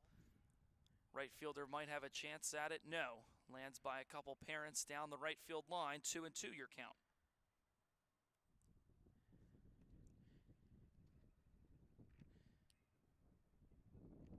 Yeah, I'm a little bit surprised we've only seen one deep fly ball, and that was a Rocco String double back in the first inning. And considering, first of all, this fence is only going to be this short for one season. And that's because they didn't have enough fence to make it as long as they wanted to, so they moved the outfield in. I mean, this is very hitter-friendly, but haven't seen any balls leave the yard yet. That one bobbled around and booted at first, so Balicki gets on another error at second base there, and it'll lead off with a base runner for Woodstown now in the top of the fifth. That's just not what you wanted to see there. He already had an error to his name on that wild throw a couple innings ago. Now he picks up another one there, just on a simple miscue. Didn't pick up the ball right. I think he bobbled it like 2 or 3 times, and with Woodstown already up by 3, time is of the essence, not just on the offensive side, but also on the defensive side. Pickoff move, but back in safe was Balicki. Now up at the dish, Tommy Tucci, the shortstop today. Struck out in his first appearance. And grounded into a fielder's choice last time around. Another pickoff back to first. In there safely is Balicki. Gateway trying to keep these runners from moving, but been overall unsuccessful today as Woodstown has had a lot of stolen bases. Ball was dropped there by Sieber, it looked like. Some of the Gateway folks not happy about that call. So Green now kicks and fires. This one, Balicki will take off. No throw on a bad transfer there from Reynolds, so a stolen base for Woodstown. Yet another stolen base for the Wolverines here today. They've done a great job of getting themselves into scoring position. Again, that's the epitome of Woody ball. You bunt, you steal, and you get singles. That's just what they do. And guess what? It's getting them runs on the board.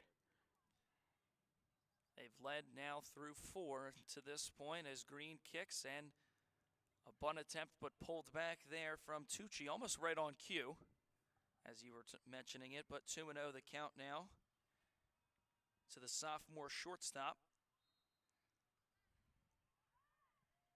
Tucci hasn't recorded a hit today, and he went hitless in the last 6 games he played last year, so trying to break that streak, but squares to bunt, gets it down, and is safe at first on a bad throw.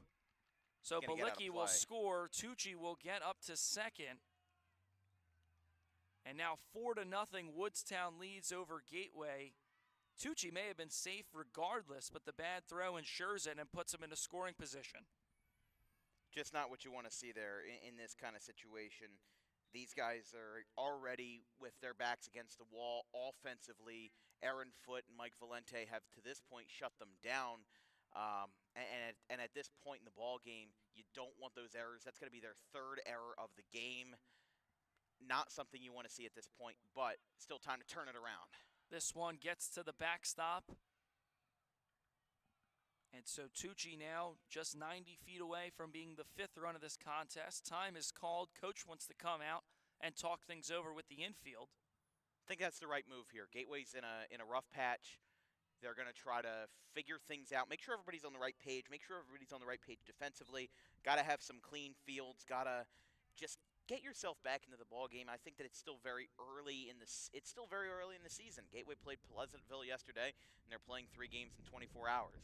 It's not easy to do for college kids, maybe for Major League Baseball, sure, but these are high school kids.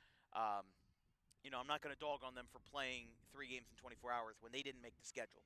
They weren't the ones sitting around the desk saying, yeah, let's play Woodstown and Buna back-to-back. That's just how it's going to be. Now, what I do think will be interesting, Jake, you won't be joining me for the second game. Vincent Vogt will, but it'll be interesting to see how this translates into the second game, because if Woodstown wins game 1, they're going to be traveling to a different field with different dimensions, with a different mound that's way higher than this mound at Gateway, and not to mention the fact that the field is a little bit on rougher grass. And all of those elements, combined with the fact that these two are playing back-to-back, Woodstown definitely has an edge just because Gateway is playing on a bit of a different timeline. So it's interesting to see how this will play out. Well, I can't remember the last time I've seen a team play a doubleheader, but not against the same team. Right. As Rodriguez cuts and misses on the fastball there. But it's very interesting to see a team play a doubleheader against 2 different teams, as Woodstown only has 1 game today. Correct me if I'm wrong, but Buna should only have 1 game today. Correct. And Gateway has 2. And they're playing at 2 entirely different fields, as you pointed out. One here at the high school, and the next one will be in Westville. In Westville, that's right. And it's all because of the musical. The high school musical. I'm not even making fun of the musical. I find it to be one of the wildest stories I have ever heard for why a game is getting moved to a different location. Now remember, the second opponent for today's doubleheader was supposed to be Pennsgrove. Pennsgrove is home to Bridgeton today. versus Mike Villella and those guys over there. So I think that maybe Pennsgrove didn't want to travel up for 2 games in 2 different locations, because it's one thing for Gateway. Westville is 5-10 minutes up the road near 130. For Pennsgrove, they'd have to travel 30 plus to go from their home field all the way up to Westville for game 2. So I think that it was easier for Buna. They're playing 1 game, make 1 trip, make it happen. This one is flared foul. Rodriguez keeping the at-bat alive.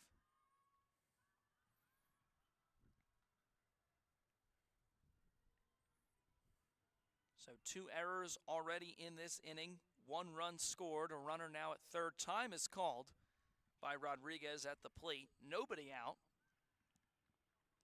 Had the error at second, the stolen base, the bunt, and then the error by the pitcher. That's 3 today for Gateway. This one, a slow roller out to third. Fires a throw, and a nice grab there by Sieber at first. Absolutely a good rebound there to get the first out of the inning. You have to do that in this situation. Already down by 4. This has the inklings of if Woodstown gets another run here, the game could spiral a little bit. But, again, at the same time, Gateway has to have a short memory because they're playing in 2.5 hours.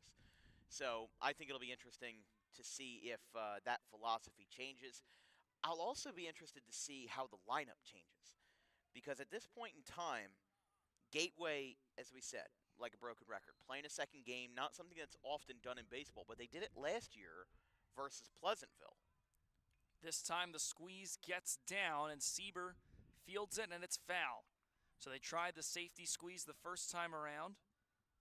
Didn't get the bunt down. Got it down this time, but it went foul. It's Lucas Fulmer up at the plate, who didn't get the bunt down in fair ground this time around. Now sees himself down in the count 0-2 here to Sean Green. Green turns on the rubbers, now fires. And that one a called strike 3 for the second out of the inning. A big strikeout there by Green, and now 2 down here in the top of the 5th. Very good at-bat there, a good redemption at-bat. You don't want to see this game get out of hand, and Green finds a way to come up with it, and now it's just 1 out away from leaving that Woodstown runner stranded on third. 9-hitter up now as it's Battavito, and Battavito flares one out. That'll get down for a base hit, and another run comes in to score. Battavito's second RBI of the day, and it makes it now 5-0 here for Woodstown. This has just been a good offensive game for Woodstown. 2 runs in the 4th, now 2 in the 5th. They're getting in their groove. They left 2 runners on in the 1st. They were a little bit upset about that they didn't do it. What did they do? They responded with a run in the 2nd. Woodstown is a very aggressive team, a very responsive team, and they score in bunches. They score when you least expect it, and they get the rallies going, which has been very good for them today. So now 2 away here as the lineup flips over for Jack Holliday, the first baseman leading off. Holliday's last time up, grounded out to the pitcher. Is that one a called strike?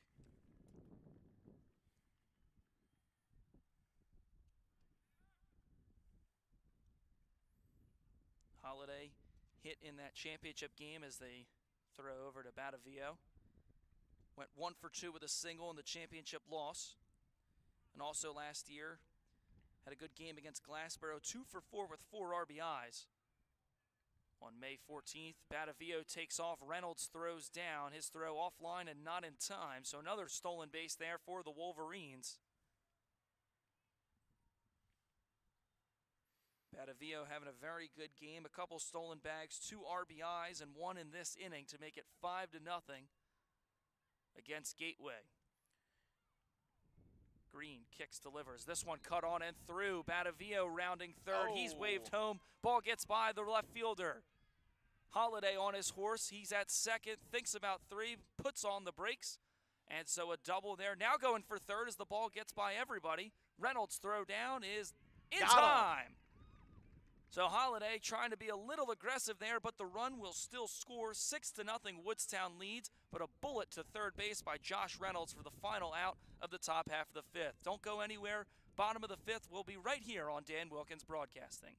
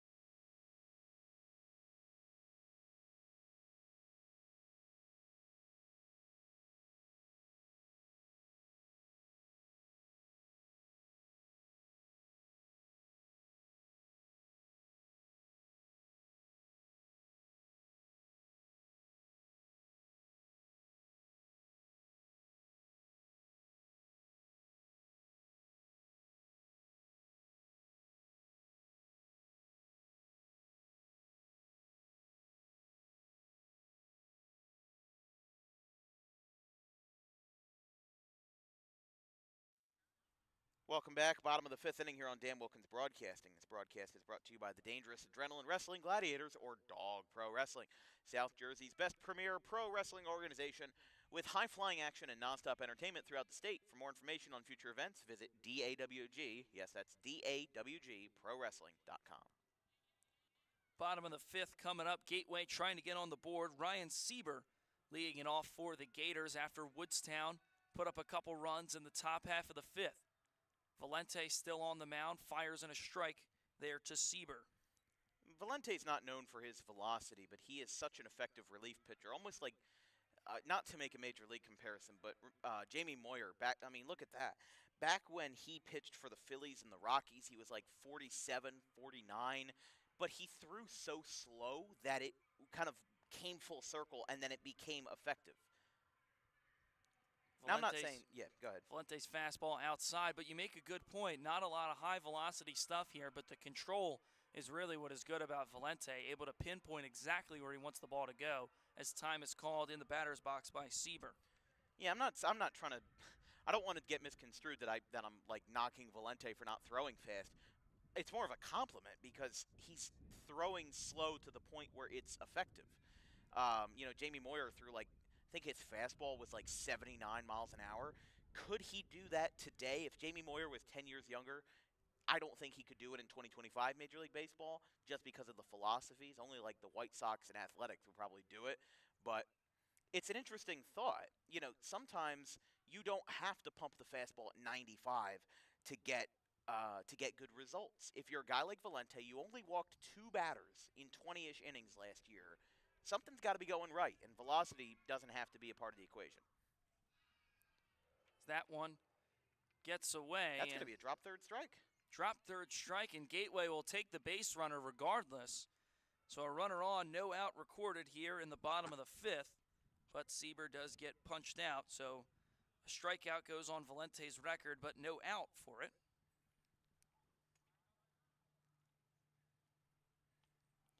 Now to the plate will be the catcher, Josh Reynolds. And at this point in time, the way that I see it for Gateway is that they have to get some offense on the board. I'm not even talking about wins and losses. I'm just talking about momentum. You've got another game you've got to play. You have to have that energy up. You don't want everybody being sluggish and, kind of lethargic going into that second game, especially since you've got to get back in your cars. You got to switch back into your uniforms. And then you got to play again. So I don't think the Gateway right here should be hanging their heads low, especially with what's on the line. Reynolds struck out looking his first time up. This one is skied high over to short. This might be trouble. And that one is caught there by Tucci. That one traveled, and the wind looked like it took it, but nevertheless, first out of the inning there recorded by the shortstop, Tommy Tucci. And that is a terrible fear for the infielders, is that a giant gust of wind picks up on a cloudy day as soon as the pop-up goes. That's never a good feeling, and especially considering these guys are right now in a situation where they need to get runners out, especially with Valente on the hill. No action in the bullpen. They're going to keep their trust in him. Gateway wants to take advantage of it, and they did with the dropped third strike, the strikeout, and an advancement to first. But you never know what's going to happen in this game. You never know what's going to happen in the game of baseball. I mean, Gateway could go yard right here, and we'd be talking about Gateway's going to be back in the game. You never know. It'll be Dylan Cruitt up. Would make it his first home run within the last 3 seasons, if that were the case. That one outside. I'm not that kind of wizard. Trust me. I've only called a home run once, and that was Tuesday. that was Tuesday with Nick Watson for Pittman. The luck has run out for this year, so to speak, as there's a called strike. Fastball right down the middle. 2-1 the count to Cruitt. Sieber on first with one away here in the bottom of the fifth. Valente fires. That one outside. 3-1 now to Cruitt, who hit .258 last year and 66 at-bats. Had just one at-bat in the game against Pleasantville, recorded an RBI, but went 0 for 1. Could have very well been a bases-loaded walk, for all we know. Those scorecards aren't that detailed. I really wish there was, like for football, there's a scoring log, who scores a touchdown on NJ.com, 56-yard pass to Dylan Cruitt from quarterback Aiden Bender, that kind of thing. But there isn't that in baseball. It's just the box score, top and bottom innings, and how many runs are scored. It's a shame it's not more detailed, but at the same time, that would be more for the coaches to have to put in the system. This one, that a hit ground his ball, hat. could be 2. Flip to second for 1, and out at first. The double play there.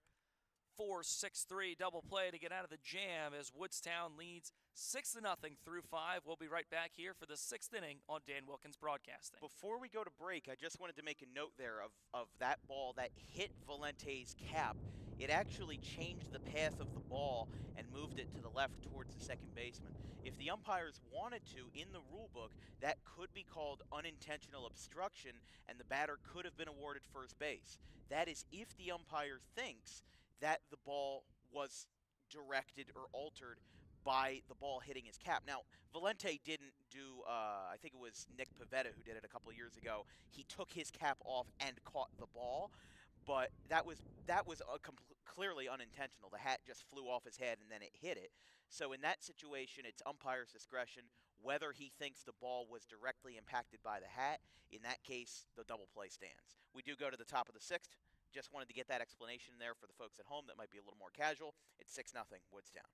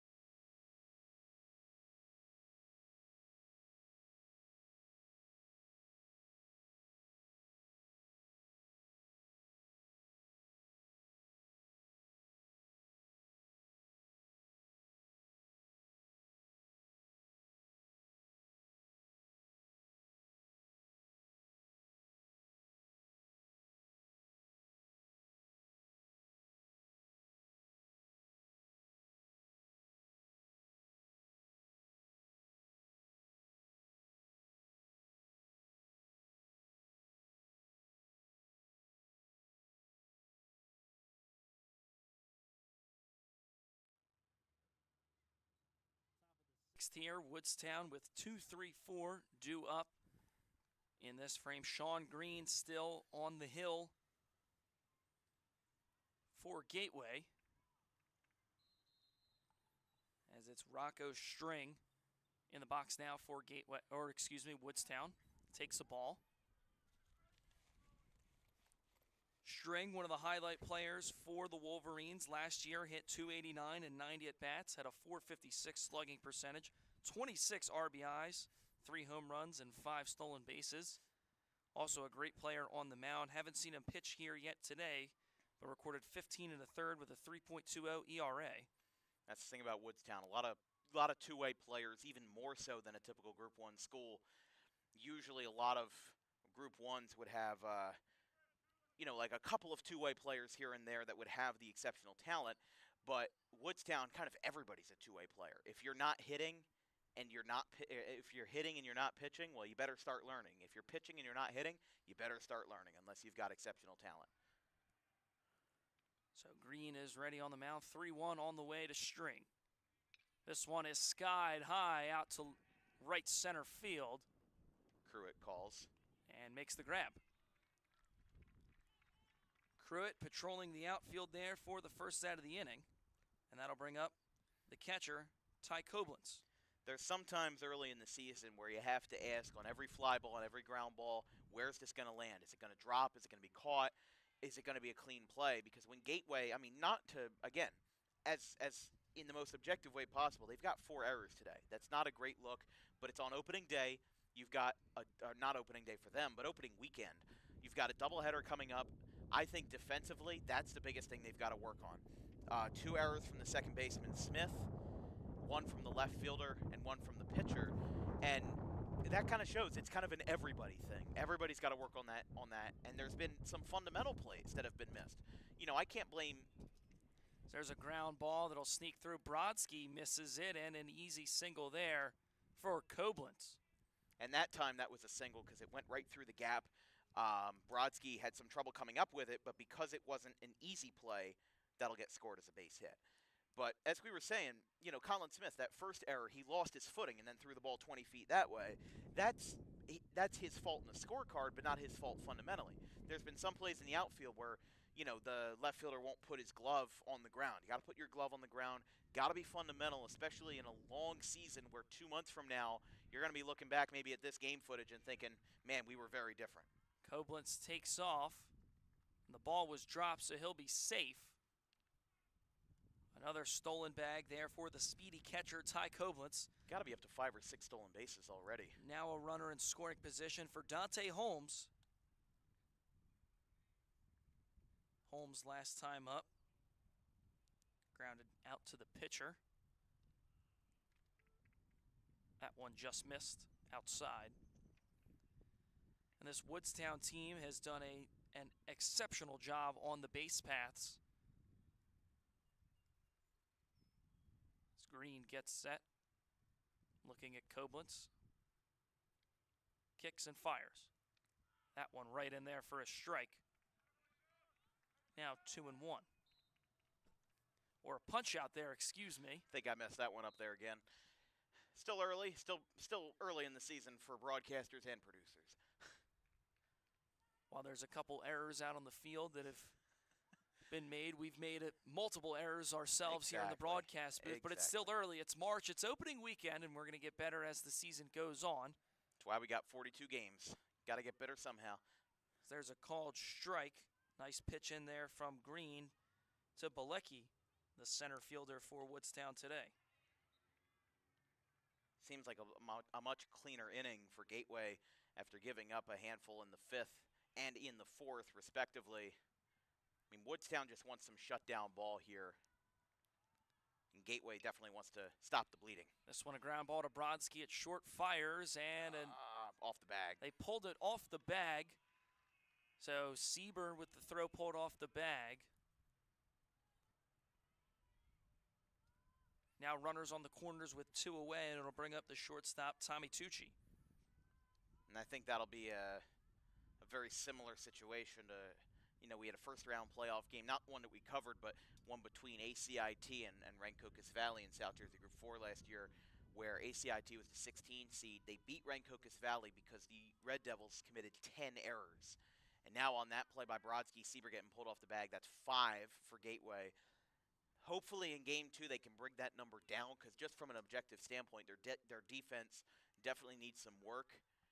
And I think that this is also partially a product of teams not playing a lot of scrimmages.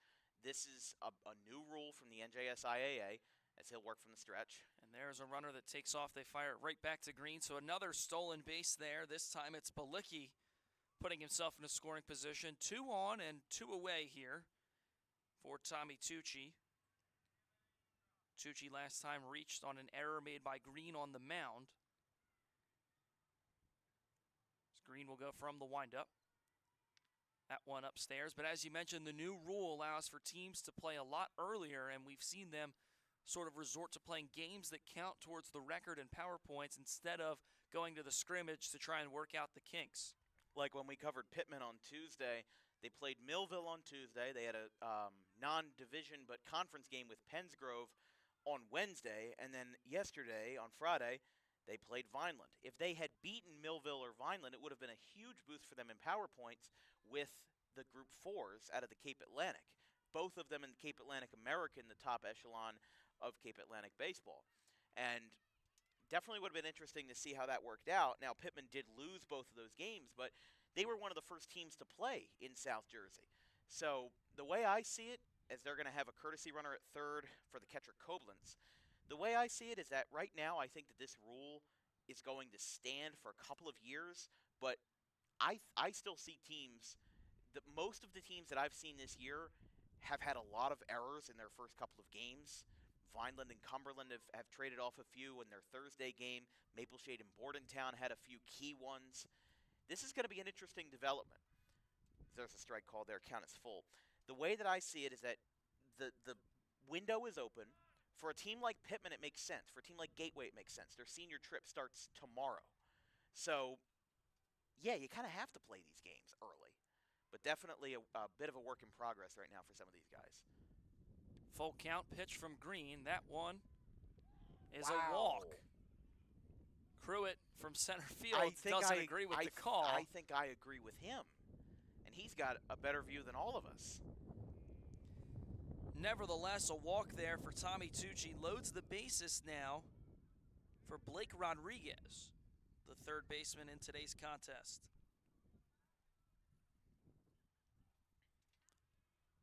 Green is set in the stretch now.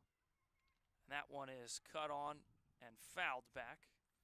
With the bases loaded now, Woodstown has a chance to really get this game going and going. You know, they're up 6-0. Bases clear, it would make it 9. And now in the middle of the at-bat on the 0-1, they're going to talk to Green. So what's interesting here is that we're at 11:53 a.m. right now. Game already started about 6 or 7 minutes behind schedule. I wonder if they're going to move the Buna game maybe back like a half hour, because I still have to make my travel arrangements. Got to go back down to Glassboro to take care of this gentleman, and then we'll be back over at Westville at 2 o'clock. If anything changes in regards to our schedule, we will let you know on our Twitter and Instagram at DW Broadcasting. If anything changes and we have to bail out, I told some of the Gateway parents that today is that things are going to be on a bit of a tight schedule because I'm not going straight from Woodbury Heights to Westville. But I think this will be a fun experience either way. You know, we've done a couple of doubleheaders. We did a lot last year. I think we've got, the only one that we have is April 26th. A couple games that were added, we'll announce those in the next couple of days. Added a couple games to our schedule, including Burlington Township and Cinnaminson on April 4th, this upcoming Friday. And then, of course, the Ralph Shaw Classic on Saturday and Sunday with Camden Catholic, Audubon, Bishop Eustace, and Kingsway. That pitch misses up and into Rodriguez.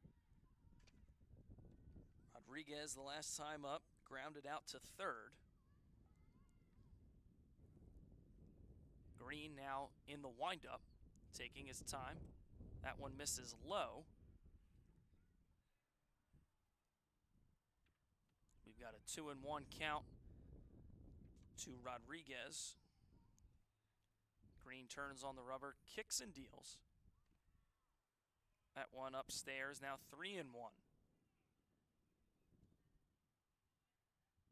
Sean Green starting to lose a little bit of control. As we mentioned last year, the innings leader for Gateway, 41 innings pitched. That one a called strike will fill the count now 3-2. Bit of a late call there, but at this point in the game, you know, Gateway just has to get out of this jam to make sure that they don't spiral further. This one is now sent out to right field. And that one is caught for the final out of the inning. Gateway doesn't allow a run here in the top of the sixth, but trying to get some runs of their own now in the bottom half of the frame when we come back here on Dan Wilkins Broadcasting.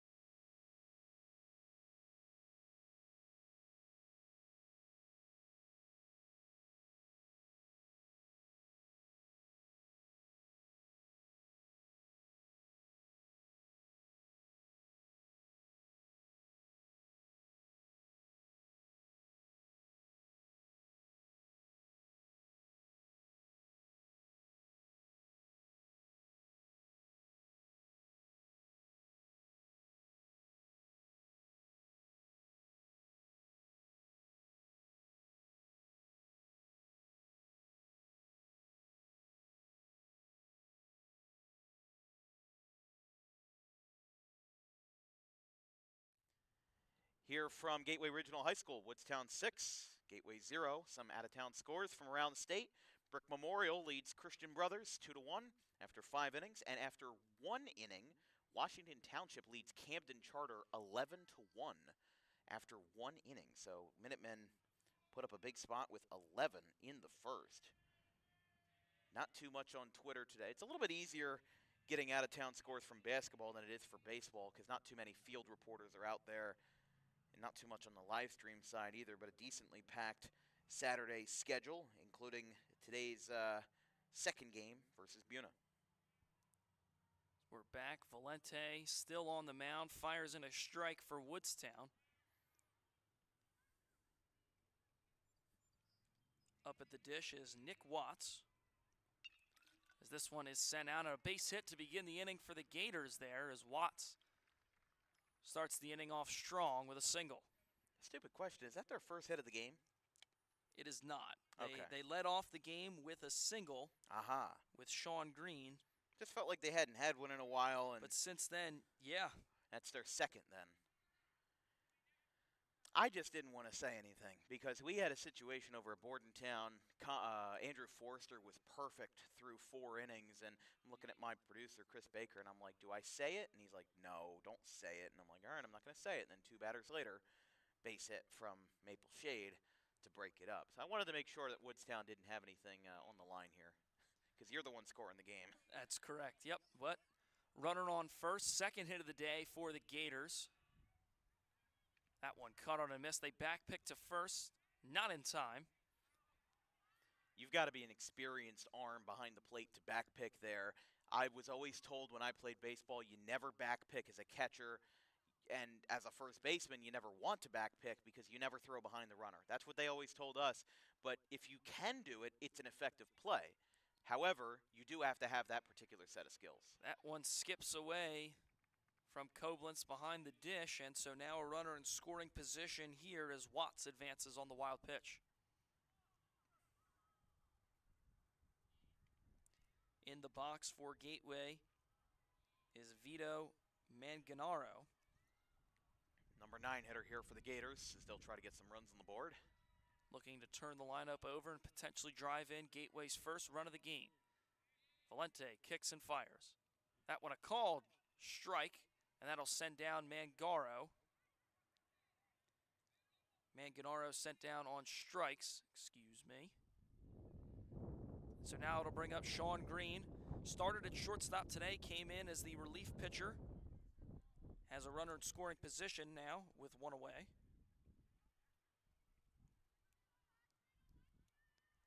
So Green digs in. Had the single and then struck out his last time around. 1 for 2 on the day. Valente is set, kicks and delivers. This one, little tapper, rolls foul. Green, we talked about him as a pitcher. The one thing we didn't mention, 56 strikeouts last year on the mound and 41 innings pitched. But as a hitter, north of 450 with a 453 batting average, a 587 slugging percentage, 13 RBIs, and 16 stolen bags as he pops one up and out of play. Look out. It's almost a really nice car that got hit over there. One of the, well, I thought that was a Corvette, never mind. They put the baseball field in an interesting spot right next to Audubon does the same thing. a live road. Audubon does the exact same thing, except that's a 25 with houses and backyards. This is a 45 with just open fields. That one misses outside. Honestly, I'd say just because we're both Colonial Conference guys, Haddon Heights is even worse. You know, you go over to the left, 8th and High Street. I mean, that field is jam-packed. You hit a foul ball, that might break somebody's window. Valente kicks and delivers this one, a ground ball to third, scooped up and across the diamond for the second out. But Watts will advance to third, so now just 90 feet away from scoring the first run, but 2 down now for Colin Murray.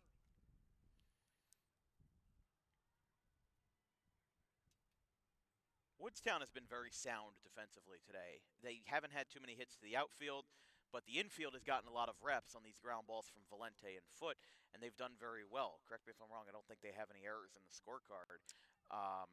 But that is correct, yes. yeah, for their first game of the season, very few teams that I've seen. Remember, all the games that we've had, except for today, have seen their teams in their first game. So the way that I see it, again, Vineland and Cumberland, Mapleshade, Bordentown, and Millville Pittman, that's 6 teams all playing in their first game, all had multiple errors.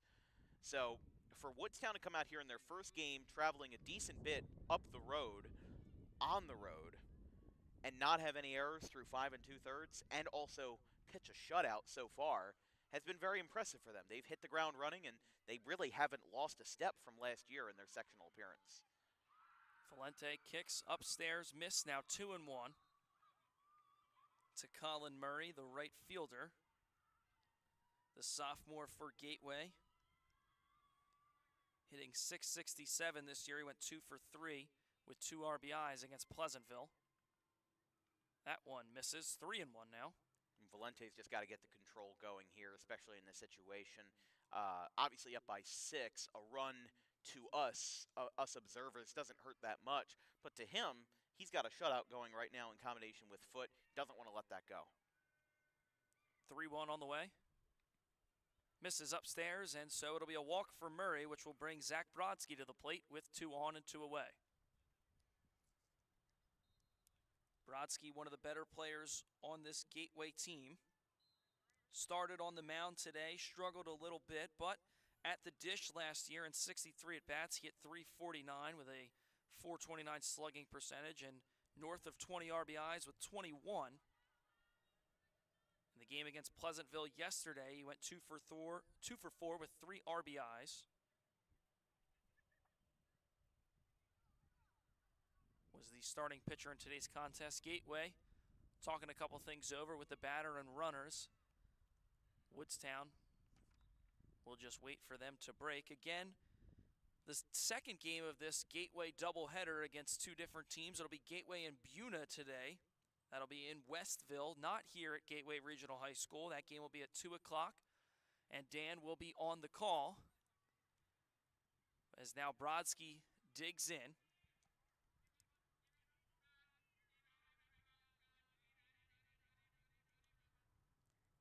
Pitch misses up and outside, 1-0. And this game has kind of come to a grinding halt in the middle innings, it feels like, because Woodstown's gotten a couple of runs, and then their control hasn't really been the best with Valente right now. Definitely hasn't been starting the at-bats the way that he wants to. He's now up to a 2-0 count.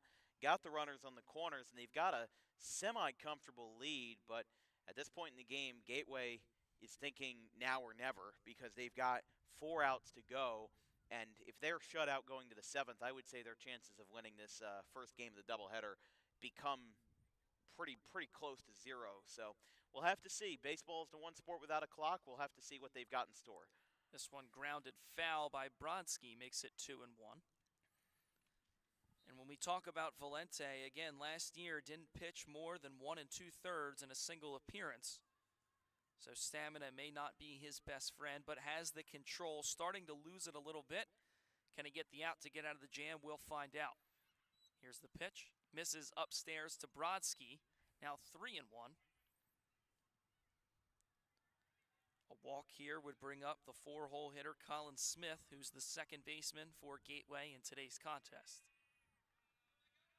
Valente set, kicks, fires. Called, strike there on the inner part of the plate. 3-2. And now he's 1 strike away from getting out of the inning in a crucial spot. 6-0 game. You don't want to give up any runs. Wouldn't hurt you too much, but you still want to keep that shutout. You still want to keep that top-of-the-line pride. Runner breaks for second. That one down in the dirt. And so Brodsky will reach back-to-back walks now. Bases are loaded. So Smith will dig in. I mean, hey, you can't be mad at Gateway for not putting in 110% here. They've obviously had a rough game defensively. They've put up 5 errors. There's just no real way around that as DeCastro comes out. I think he's going to pull Valente here.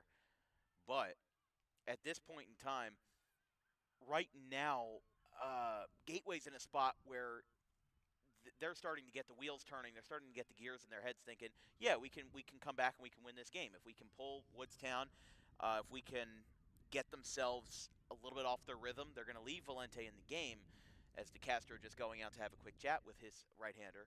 But Woodstown right now, 6-0 lead, bases loaded, 2 outs. They're 1 out away from getting out of it unscathed, but they're also 1 swing away from getting this game completely turned on its head. So we don't know what's going to happen, but Woodstown definitely in a crucial juncture. A big moment here. Time called by Smith at the plate. Smith struck out twice today, but put in a big spot here. Valente set, kicks and fires. This one fouled back towards the road, 0-1. Again, I just can't get over that they have a 45-mile-an-hour speed limit on that road. Not to mention the DMV lot is right behind us where all those cars are coming out next to the JV field. I just can't imagine if I'm driving and I get a ball that goes through my windshield just being on the road. There's another one. Fouled back, now 0-2 to Colin Smith as Valente settling in, finding his groove again. And for the viewers at home, there's like a Toyota sitting right above Valente's head. It's sitting there. It's been sitting there all game. I'm surprised it hasn't gone up in flames yet. Time was called by Smith. Now he digs back in. 0-2 the count. Bases juiced here in the bottom of the 6th. Here's the pitch. That one cut on and missed, and so Valente gets out of the jam, gives up no runs, and the shutout is alive. 6-0 through 6. Woodstown leads it. We've got the final 7th inning of action here on Dan Wilkins Broadcasting.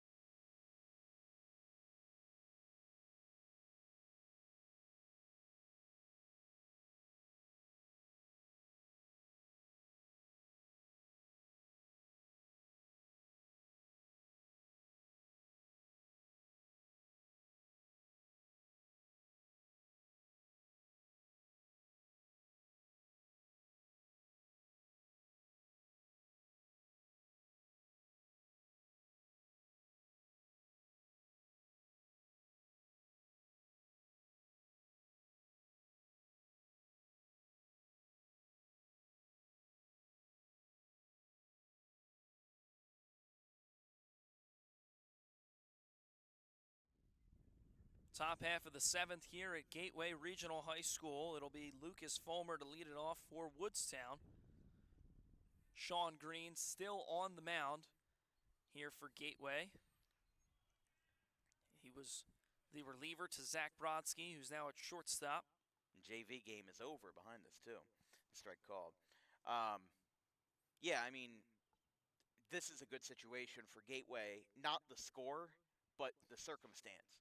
They've only used 2 pitchers today. Now, the problem is that it's probably their 2 best pitchers, Brodsky and Green. So you don't know who you're going to throw out in Game 2, but they might throw out a whole heap of guys out there just to see what sticks. I don't know. Swinging strike there. I mean, you've got Green committed to the Division II Dominican University, and you've got Brodsky, who held a sub-3 ERA in 2024 as a sophomore. I don't know who would start Game 2 out there. Maybe Sieber, Steedle had a couple scoreless innings. I'm not sure. That one was cut on and missed there. So Fulmer goes down swinging. 1 away here, and now it'll bring up Walker Badavillo, who's got 2 RBIs in this one. But Steedle is not available, at least by the looks of it, as he earned the win on the mound against Pleasantville, had 5 innings pitched in that one. And that was just yesterday. Have to imagine that for pitch count reasons, he's probably unavailable for the second half of this doubleheader. I would say anybody who pitched in this first game isn't available. Brodsky and, Green. Because it's not just a doubleheader where you're playing at like 10 a.m. and then you played at 7. Because that's what happened. That's what would happen with travel balls. That I would see pitchers pitch twice in the same day, once in the really early morning. Oh, hold on here. That one flied out to center. Pruitt is there. Now number 2. So good 7th, shutting it down for Gateway. But as I was saying, I think you would have this experience too with travel ball because you played that more than I did. Teams would have like a pitcher throw a couple of innings in like a 6-inning match in like 10 a.m., a 9 a.m. game. I've seen games start at 8 a.m. Those are awful. And then you have the night games, and then they pitch another couple of innings. Is it ethical? No. But do the coaches do it anyway? Yes. And then we wonder why the kids have more Tommy John surgeries than ever before. But anyways, like in this situation, in the high school situation, this is a lot more organized. There's no way that these two guys would go out there just for their own safety. I mean, it would be impossible to imagine these guys pitching versus Buna in less than 2 hours. That one a called strike. But for the travel ball scene, the only way that it really works is because you'll play one of those 9 a.m. games, and then it's usually on Sundays when you're competing for the tournament championship that you bring that ace back out for the game that happens at 7 or 8 o'clock at night. As Green fires one, that one fouled back by Holiday.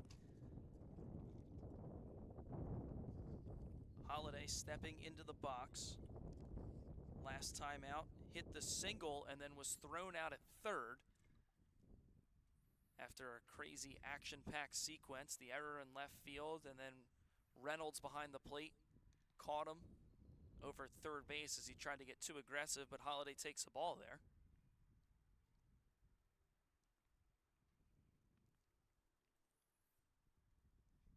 2-2 pitch on the way. That one ground ball foul down the third base line. Green trying to get out quickly and keep this at a 6-run game. Gateway will have 3 outs to play with in the bottom of the 7th. Yeah, at this point you're thinking about more of the stopgap situation instead of, obviously you want to come back on offense, but right now the more logical situation for Woodstown is, this is a stopgap inning. You close the gap a little bit on the offensive side, but you also shut them down on the defensive side. And a called strike 3 there, and Holiday knew it. And so it'll stay a 6-0 ball game as Gateway, 3 outs left, trying to get back into this one. We'll be right back here on Dan Wilkins Broadcasting.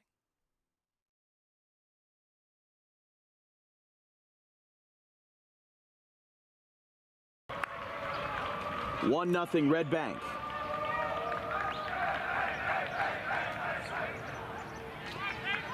Now here is Al D'Elia. The man they used to call Big Al has now slimmed down, and he still hits dingers. He went viral in 2018 for his catchphrase during the Little League World Series when he was introduced by the ESPN camera crews and was given his standard introduction. He said, "Hi, my name's Big Al, and I hit dingers." And that sentiment still holds true today. He had his first career high school home run versus Rumson Fairhaven in their opening game of the campaign last week. There's a swing and a miss, 0-2. But D'Elia, kind of a folk hero for baseball players who just want to hit the ball far and have fun while doing it. The poster child now is the poster big fella. Fly ball right center field. This is going to be a sac fly. Taken in by Terranova, and Big Al might not hit dingers, but he certainly drives in runs. It's 2-0.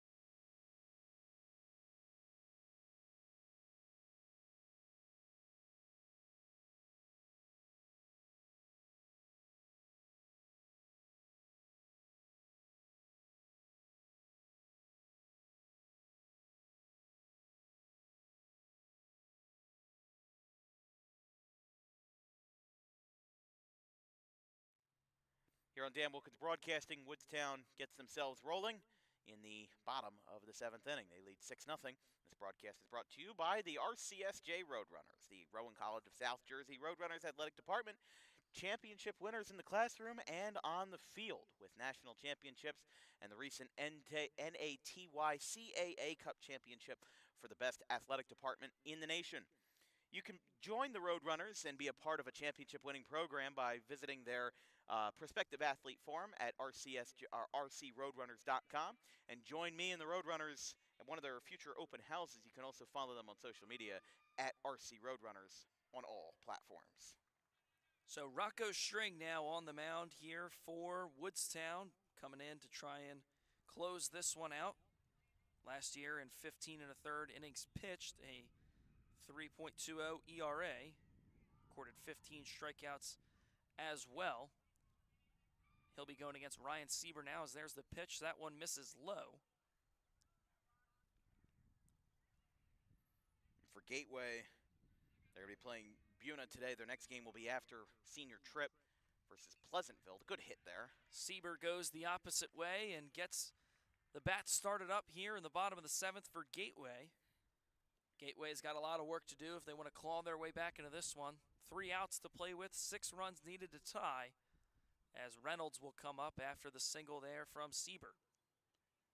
Objective or not, I will always root for my guys, and I'm happy to see him getting a good hit there. I mean, just sliced it the other way. Can't be mad at that. Down by 6 individually, it's good. Doesn't help the team much, I don't know, but we'll have to see how the rest of the at-bats play out. But Gateway, as we said, they're going to be playing Pleasantville at home as their second game against the Greyhounds on April 7th after they leave for senior trip on Monday. Then they've got a 2-game road stand versus Sterling on April 8th, Jake's alma mater, and West Deptford on April 10th. Whoa, look out. Pitch missed high there to Josh Reynolds. Reynolds the catcher today. A lot of work done behind the dish. In his last at bat, popped out to shortstop, but a base hit there. Sieber will put the brakes on at second, and back-to-back singles now have Gateway with a little bit of life as Dylan Cruitt will come into the batter's box. There is a pinch runner down at second. That's Andrew Archer, who ran for Sieber. So Archer is the lead runner. And now, as you said, Cruitt will grab a bat here down by 6 as the JV team goes on to spectate and cheer on their teammates. Archer has 1 stolen base last year.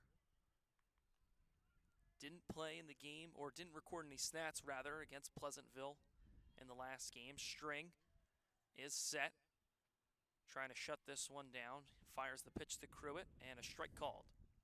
I was going to say it was a all-time staple for me, at Audubon, seeing the JV guys come in from Mount Ephraim and always go to the varsity game for like the 5th and 6th and 7th inning to cheer on their guys. And that one's going to be up and in. But it was funny when we did Vineland and Cumberland on Thursday. That was the first time in a long time I remembered the JV game being longer than the varsity game, because that almost never happens. And I remember, I'm leaving and the JV game is still going on and the varsity players are just hanging around like, what are we doing? That one trails well inside. Missed inside, 2-1 the count now. String, after a couple of singles, behind in the count as the pitcher.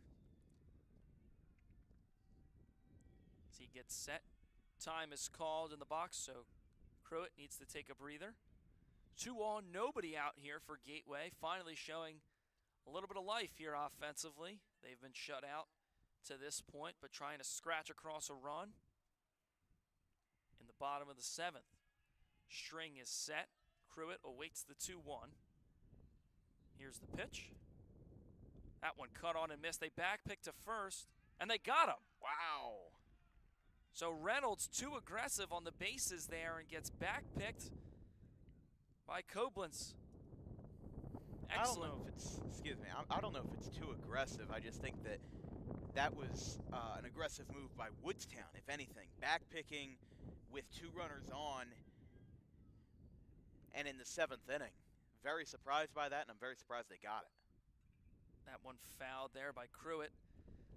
But I think Reynolds had a really big secondary lead, and that allowed for Koblenz to backpick And a great tag there by Holiday at first to get the first out of the inning.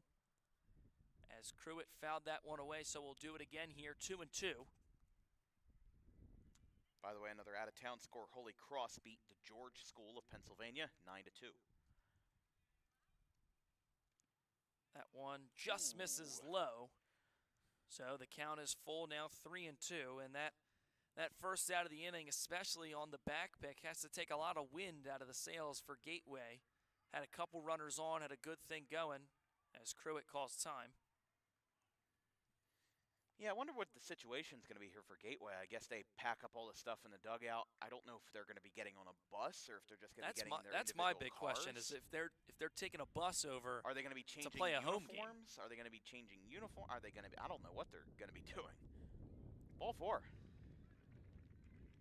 So Cruitt draws a walk, and now two base runners again, this time with one away, and it'll bring to the plate Nick Watts. Watts singled his last time up.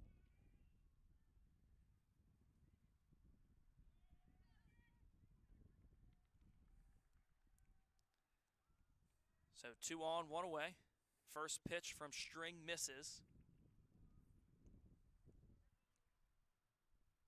Watts, a sophomore here for Gateway.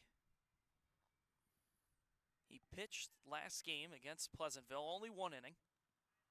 Takes a called strike, 1-1. I was going to say there have been pitches like that haven't been called tonight, and certainly for Gateway it would help, but they need to get the bat to the ball instead of taking advantage of missed calls. That one, a little bit of chin music there for Watts. 2-1 the count now. That is a bad feeling for a hitter, especially when you're trying to lock in for an at-bat and you're trying to get your head where it needs to be, and then somebody throws one right near your noggin. Can't feel good. Physically taking the head out of the game there is that one There's another outside.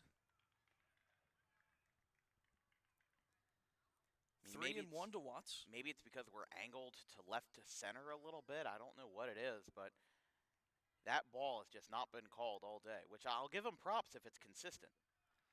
But now the bases are loaded with 1 out. Back-to-back walks there for String. Bases juiced with 1 away. And it'll be Vito Manganaro due up. The 9 hitter here.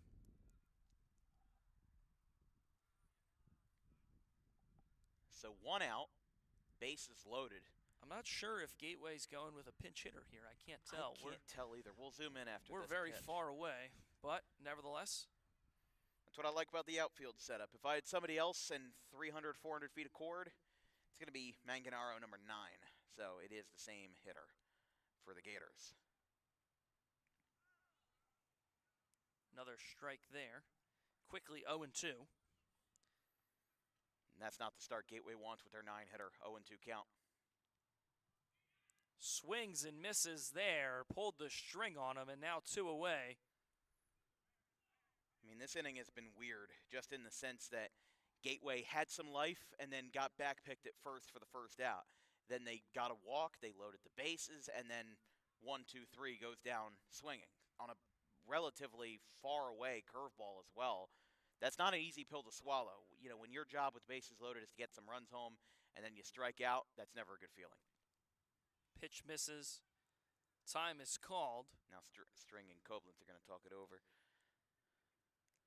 It's back to the top of the order.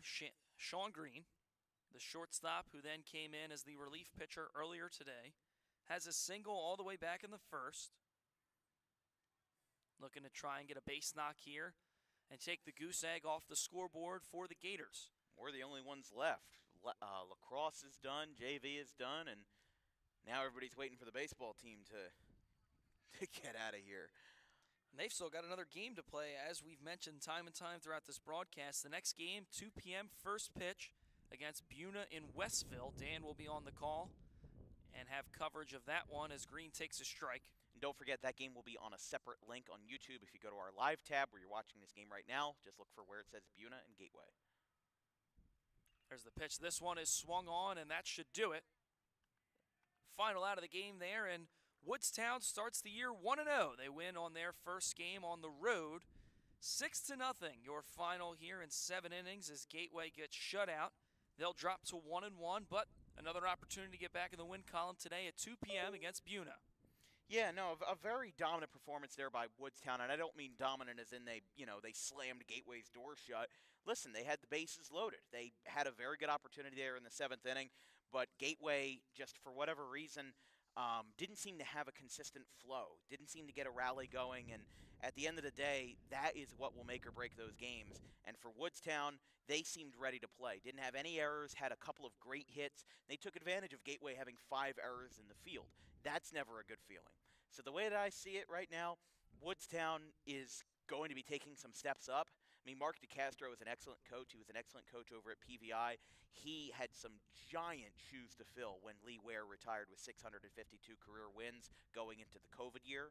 And then he comes up, and guess what? He's 20-something, 30-something games over 500 in his head coaching career. That's impressive.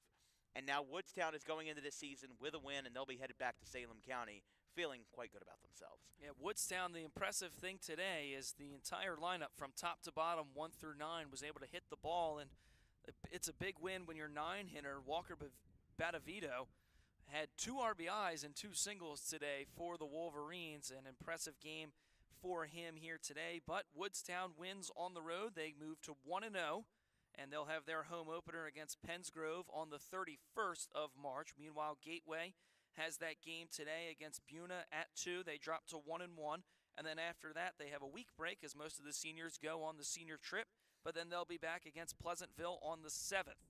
So that'll do it for us here on Dan Wilkins Broadcasting, joined by Dan, who was running the show behind the scenes. I'm Jake Clark, signing off. And, of course, from the rest of our crew, our social media coordinator, Haley Mejia, our graphics crew, Gavin Van Rel, Caleb Lane, and Liam Nolan. Again, big thanks to Jake Clark for joining me on the call today, as we wish him the best of luck in the next couple of weeks as he joins his internship with the Wilmington Blue Rocks. He's going to the big stage, and unfortunately, I'm a couple hundred steps behind. But we'll see you guys in just a couple of hours. We will keep you updated on our Twitter and Instagram on, first of all, the field's location, and also the start of the game, because I would imagine it's 12:29. I doubt the game is going to start at 2 as scheduled, because these guys got to talk it over and they have to get themselves changed and cleaned up for game 2. But we'll see you guys there. I'll be there with Vincent Vogt, and we'll start the live stream then. So have a good one, folks.